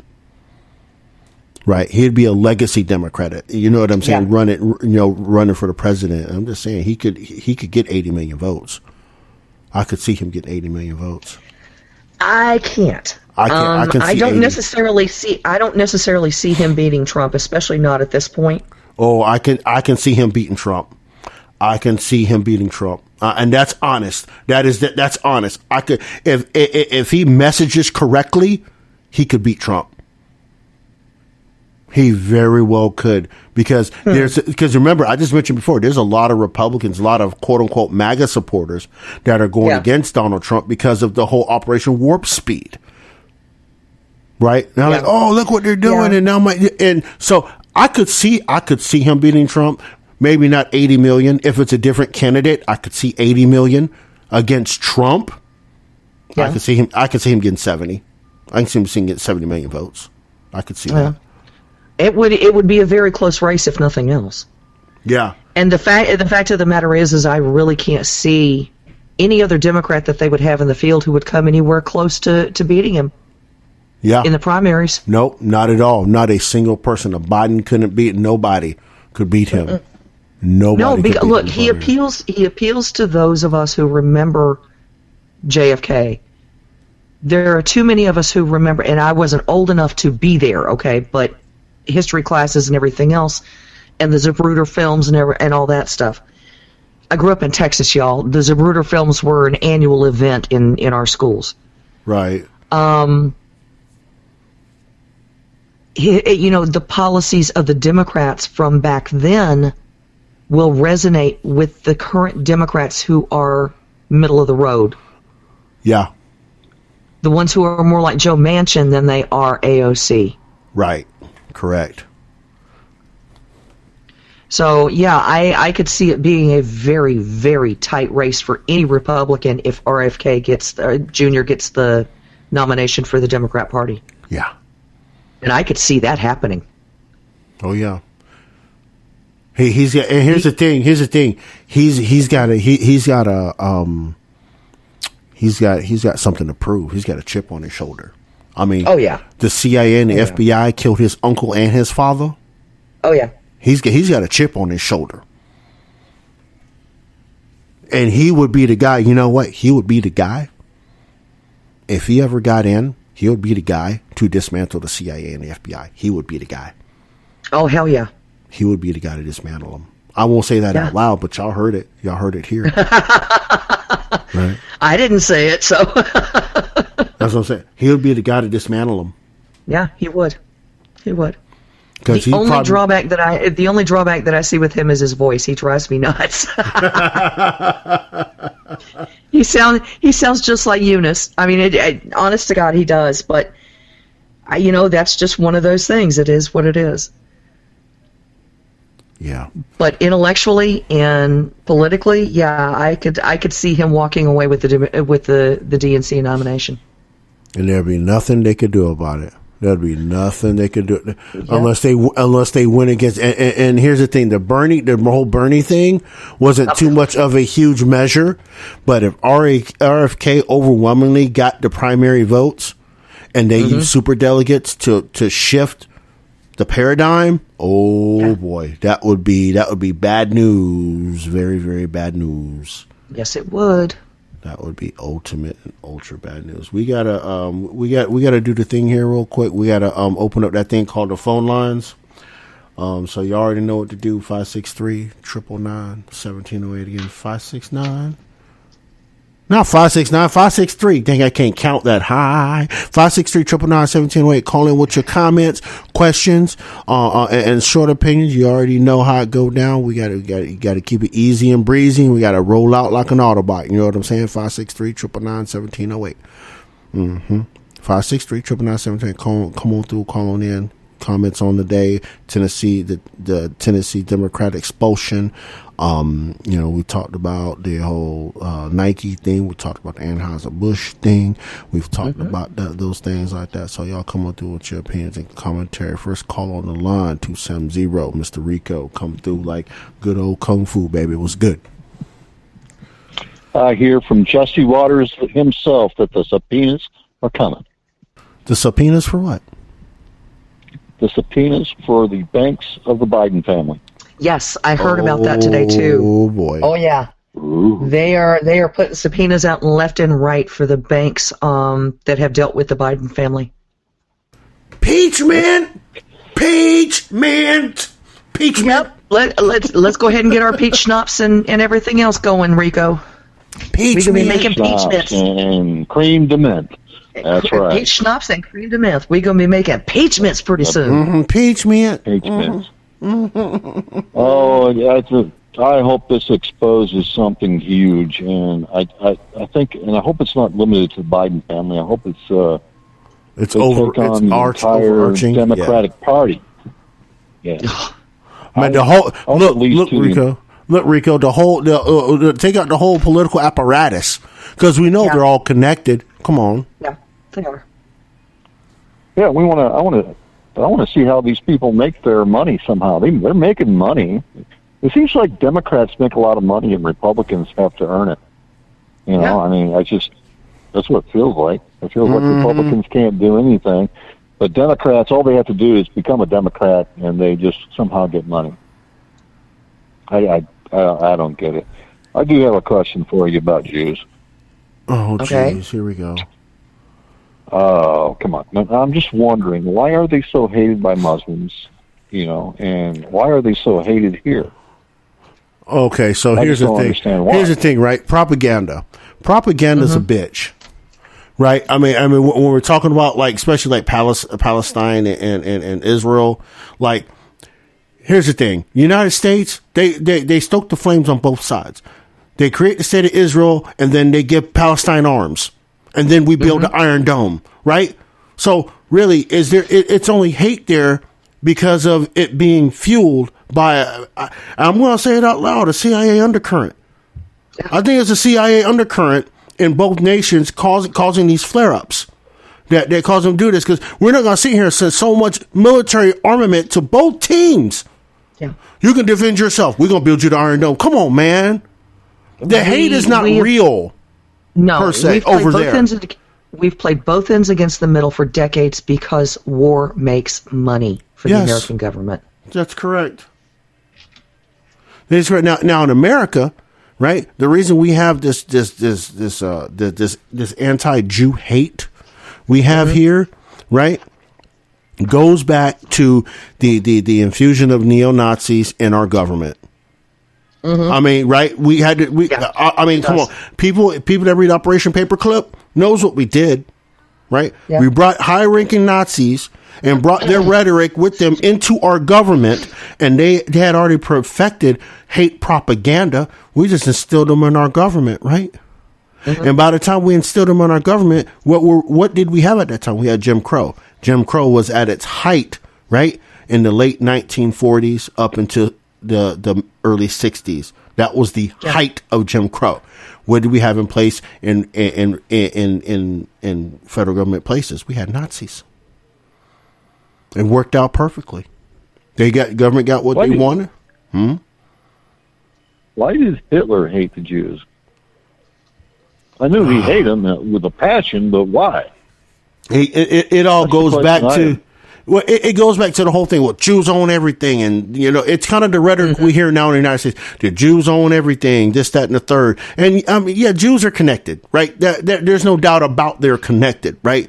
But when you're constantly harping on them, kind of like how they've harped on quote unquote black people, you start developing that sentiment, right? It's the same thing. You start developing the same sentiment, right, through propaganda. And the next you know, there's I hate black people, I hate Jews, I hate white people.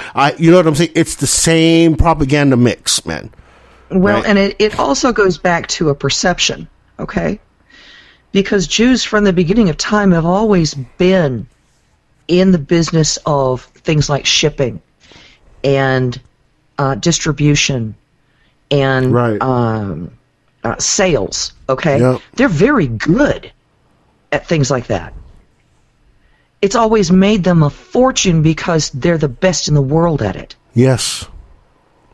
And that money makes them a target. Yep. And the elites don't want them in power because money's power, right? Yep. That's why you get the rhetoric. Well, I've also noticed it seems like Jews tend to be some of the smartest people on the planet. Yes, they are. Because not just for what they've done in science, but they also do things in a creative nature. They built like Hollywood. Some of the things that's gone on with these, like Superman, some of these comics and things like that. Those are all Jews. They're very creative. Yes. Look at Kiss. There's the two Jews there that got that started. Exactly. And I know Gene Simmons, which is his stage He's name. Israeli. He's Israeli, as a matter of fact. Yeah. Yeah, he is, and he was obsessed with wealth.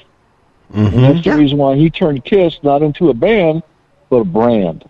Yeah, that's Kiss right. is a brand.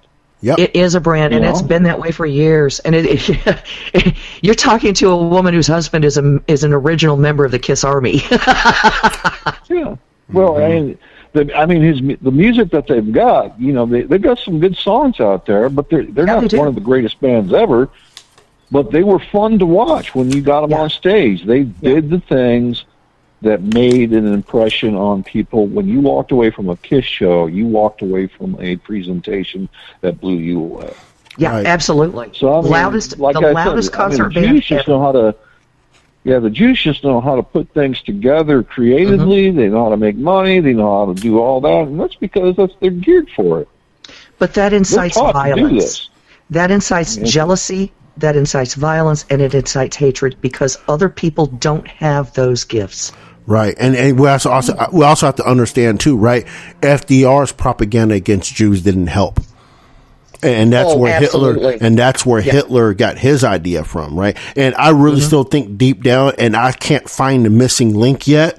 I'll probably start looking again here, probably soon, whenever when I sit down and think about it. But I really think what FDR said about Jews was what was starting to fuel the Holocaust.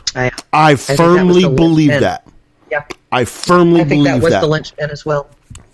I don't know enough about that to have an opinion. Yeah. I'll be honest with you.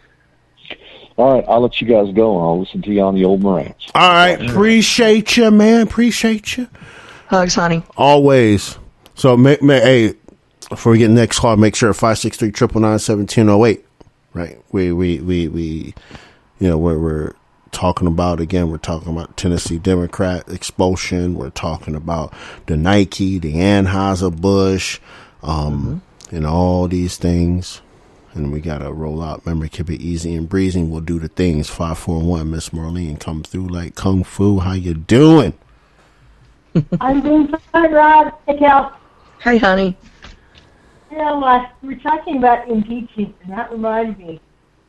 Terrence King Williams, he did a skit a while back about impeaching. It was so funny. He had this little basket of peaches, and he tried to bring it into Nancy Pelosi's office. You can't go back and watch it. That is so freaking. It's hilarious. Peach mint. It's so funny. Yeah, it was great. And as far as Terrence Thomas, that's just, I look at that as little Miss AOC. She's just, I see projection. Yeah. She's the one that's doing all that crap, and all Terrence Thomas is doing is just being himself. Well, the thing is he's been friends with this gentleman for years. I mean, this is not news, guys. This is not news. Yeah. They did I think it was the New York Times did a story on this back 20 years ago. It's not news. Mm-hmm. All right? Right. Some AOC's dragging it out because she has hopes for a Senate seat. She's eyeballing a Senate seat right now. Yeah. You know, New York. Go figure. Yeah, go figure is about right. As far as this whole COVID mess, I was one of the ones who was told early on. I think some of it was some of the information I got. In fact, I think a lot of it courtesy of our friend Val. She had shared some videos with me, and I'm listening to these things, and I'm going, oh my God. Mm-hmm. And as soon as I started listening to this stuff, I'm going, I'm not getting near that. Yeah. I was like, no, I'm not taking that stupid thing. Hell no. Because I don't want to die. Yeah. Really. I just don't. It's not, I want to you know, well, there are so many better ways to die, honestly. Well, yeah. Yeah. I mean, when we're talking about stuff like that, it's like, we don't know if we would even have side effects, but the opportunity is there, and it's a distinct possibility. So. Right. I guess what I look at is what happens to other people. Mm-hmm. And I think, I'm not an athlete. My health isn't perfect. And if I were to do that stuff, it will mess me up. And he was even. That would mess him up tremendously. Yeah, it would. Yeah, it would. Mess us up. Two of us. We'd be in horrible straits. Well, I mean, you look at it this way. When they started coming out with the recalls on the J&J jab for the blood clotting, that really confirmed my decision not to take it. Because of the fact that I've been on blood thinners for so long, I can't afford to have another pulmonary embolism. It would kill me. No doubt it would, Cal. I will do that for you. Well, it came awful close the first time. No, we don't want that to happen again. To intentionally take an experimental drug, and I'm not going to call it a vaccine because it's not, an experimental drug. It is an that has the side effects that it does. You'd have to be an idiot to do it, and I'm sorry. I know people have really good reasons for taking it. Sure. But there are too many. It's experimental. There are too many ifs involved. Yeah, too many ifs and too many unknowns. Yeah, way too many. Mm-hmm. I guess finally you were talking about that paperclip. If I remember this right, correct me if I'm wrong, but I think wasn't that when our government was bringing over all these Nazi scientists? Yes, it was. I was right. Yeah. Yeah. Bring over here, and I'm sure there was propaganda along with it. But I remember reading. Oh, I know what the book was. It was called Stalin's Secret Agents. It talks about the Operation Paperclip and a bunch of other stuff. And yeah, and by the way, that Hitler did get those ideas about what to do with the Jews from good old FDR. Mm-hmm. That out in that book too. I'm like, oh shit. But Yeah. they did. FDR was buddy with Hitler, and he was buddy with Stalin, and I think Mussolini too. Yeah. He's nuts. Well, I mean, you look here, at though. it, Fabian socialist, babe. Yep. Well, yeah, we were like, weren't we a throwaway, or maybe we were socialists? I wasn't born yet, but if we weren't, we were damn close. Yeah. Yeah, and I also saw that thing about JFK or RFK. RFK Jr., yeah. Yeah, him running. I saw that and I thought, well, that'll be interesting. Mm-hmm. I don't agree with him politically, however, that book he wrote about Fauci really, really tells you how much, what's going on with our government and what a swine that Fauci really is. Oh, yeah. It's not an easy book to read. I've only read maybe through, I don't know how many chapters. I haven't gotten too far into it because it's real hard to read. He is. I have figured out, I mean, he's writing as a lawyer. Well, and it's not just that, but he's probably one of the more intelligent men of that generation.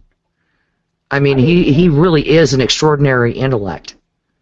Oh, I agree. That guy is very, very intelligent. I don't doubt that in him at all.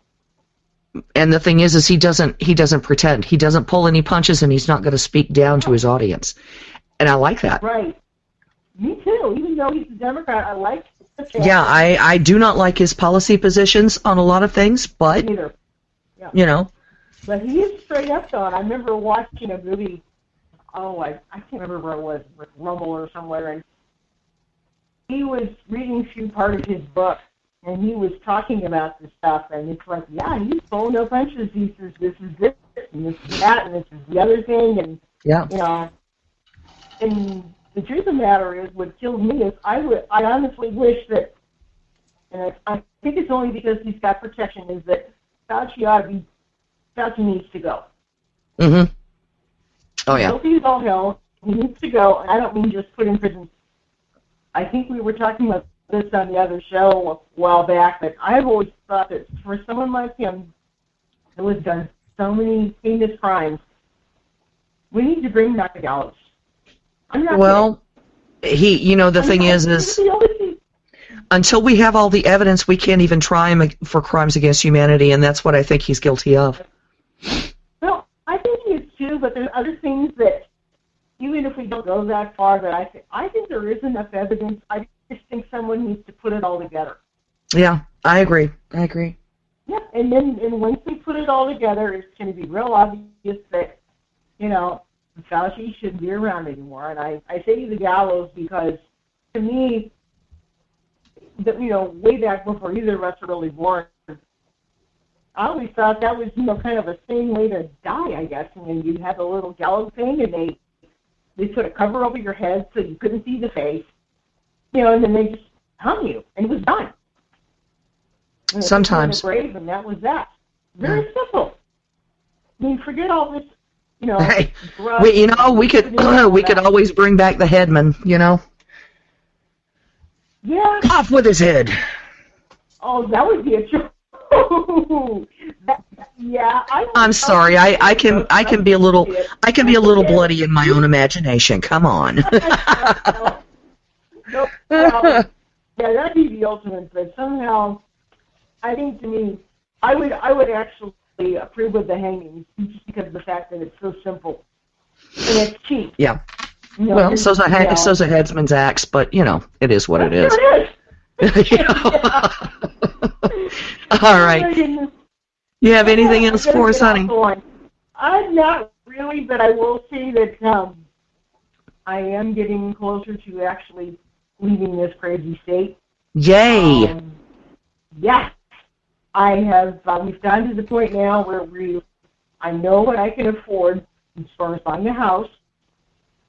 And I'm looking at coming to Florida. I was going to go this month. The airline prices were making my eyes literally roll out of my head. Yeah. And it's just going to get worse the longer you wait on it. Yeah. Well, the thing is, I kept thinking, is it just the month of April, or is it going to get, or is May going to be any worse? I don't know, because I've never, so far when I've been flying, it hasn't been that bad. I mean, I know it's expensive, but some of the rates I've been seeing, I mean, over $1,000 for just a regular ticket. Wow. Yes. Go check. Oh, was it United, Delta? I think I did American too. Shit, you'd almost be better off driving. No kidding. I would love to drive. We would have such a blast. Yeah. But I don't know if I want to. I'll have to talk to, I mean, that's a possibility too. We could drive. Well, I mean, it kind of depends on how Dave is doing too. I mean, that's a lot of stress on him. Yeah. Well, shoot, if we can drive to Fargo, North Dakota about 10 years ago, that was about a 5-day drive, I think. Wow. It took us about a week to get down. Yeah. And that was driving with a U-Haul. That was driving with a and a car carrier. And David actually drove that whole thing. This was before he found out that he officially had Parkinson's. Yeah.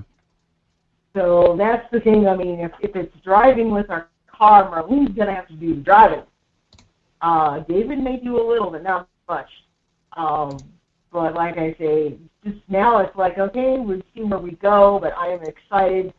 I tell you, Cal, I never, ever thought I would even say that, yes, we might actually, looks like we might actually move to Florida. Well, congratulations. I know. I just, I'm winner. I don't know what city yet, but I want to be on the Atlantic side, and offline, if either of you, especially you, Rod, if you've got some tips or places where I shouldn't go, please let me know, because I'm all ears and eyes and whatever. Yeah, don't ask me, because I don't know anything about Florida. I've not been yet, so. Yeah. I'm in South Kakalaki. I know you are. I feel like I'm getting you too. Okay, I gotta get off the line. It's pushing 9, and I'm at Roseanne and saying, Oh, God. Alrighty, honey. Have a great weekend. Have a beautiful Easter. You will, thank you. All right. Good night. Take care. So I have something for you. Sure. You ready? You ready for it? Always.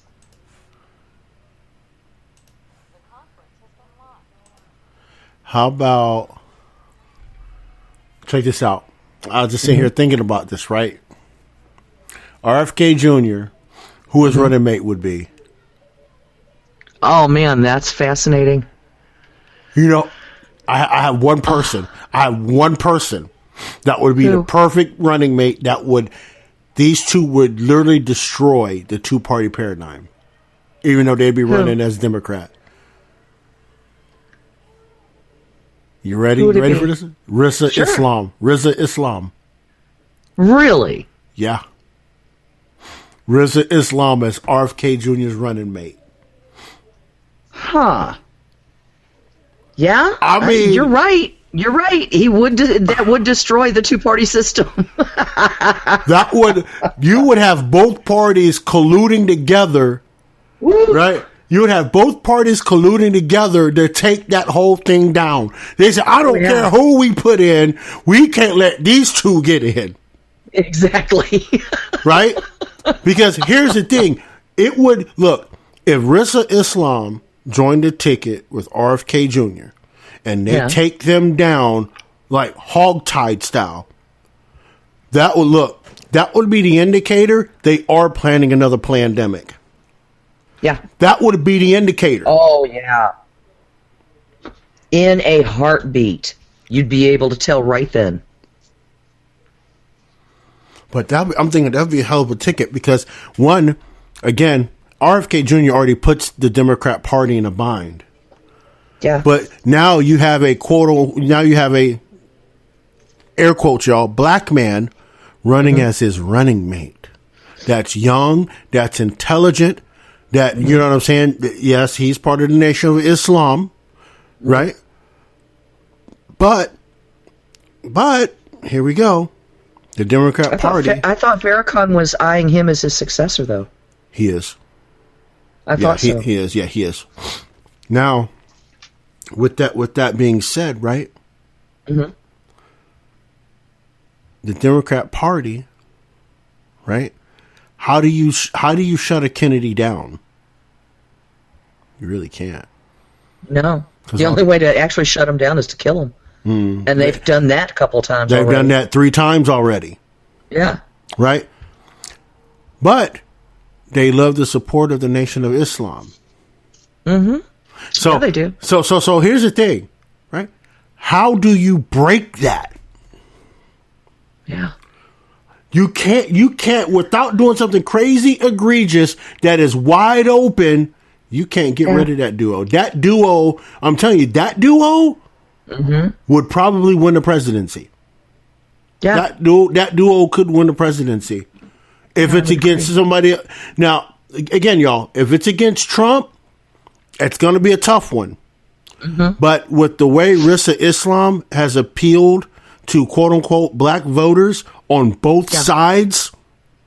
Yeah. Listen, RFK would be a dummy not to run him. Yeah. Not to run as his with running him. mate. Yeah. I actually would agree with that. The only way that that wouldn't happen is if Farrakhan actually came out and said that he wants him as his successor. Yeah. Yeah. Yeah, if he says that, then he couldn't run. Yeah, that's it. He'd have to. Or he probably wouldn't run. Yeah. He would have more power and more of a voice with the Nation of Islam than he would ever have as a vice president. Correct. Yep, that is correct. That's exactly correct. So, but yeah, that would be a fascinating ticket, wouldn't it? That would be exciting to watch. And, and more of the Democrats squirming. No joke. But look, the Republican Party would scramble too. Yeah. They would scramble too. Yeah, they would. It would be like kicking an anthill. Yeah. Right. Just kick the whole anthill over. Boom. That's it. Just Game kick over. the whole damn thing over and watch them scurry. Yep. Because that's exactly what would happen. Yeah. God, this is actually shaping up to be a fascinating presidential race at this point. Yeah. With the candidates that are running and the ones who are considering running. Yeah. Although on the Democrat side, Gavin Newsom, dude, come on. That much hair product over that many years, you fried your own brain cells. No, don't even worry about it.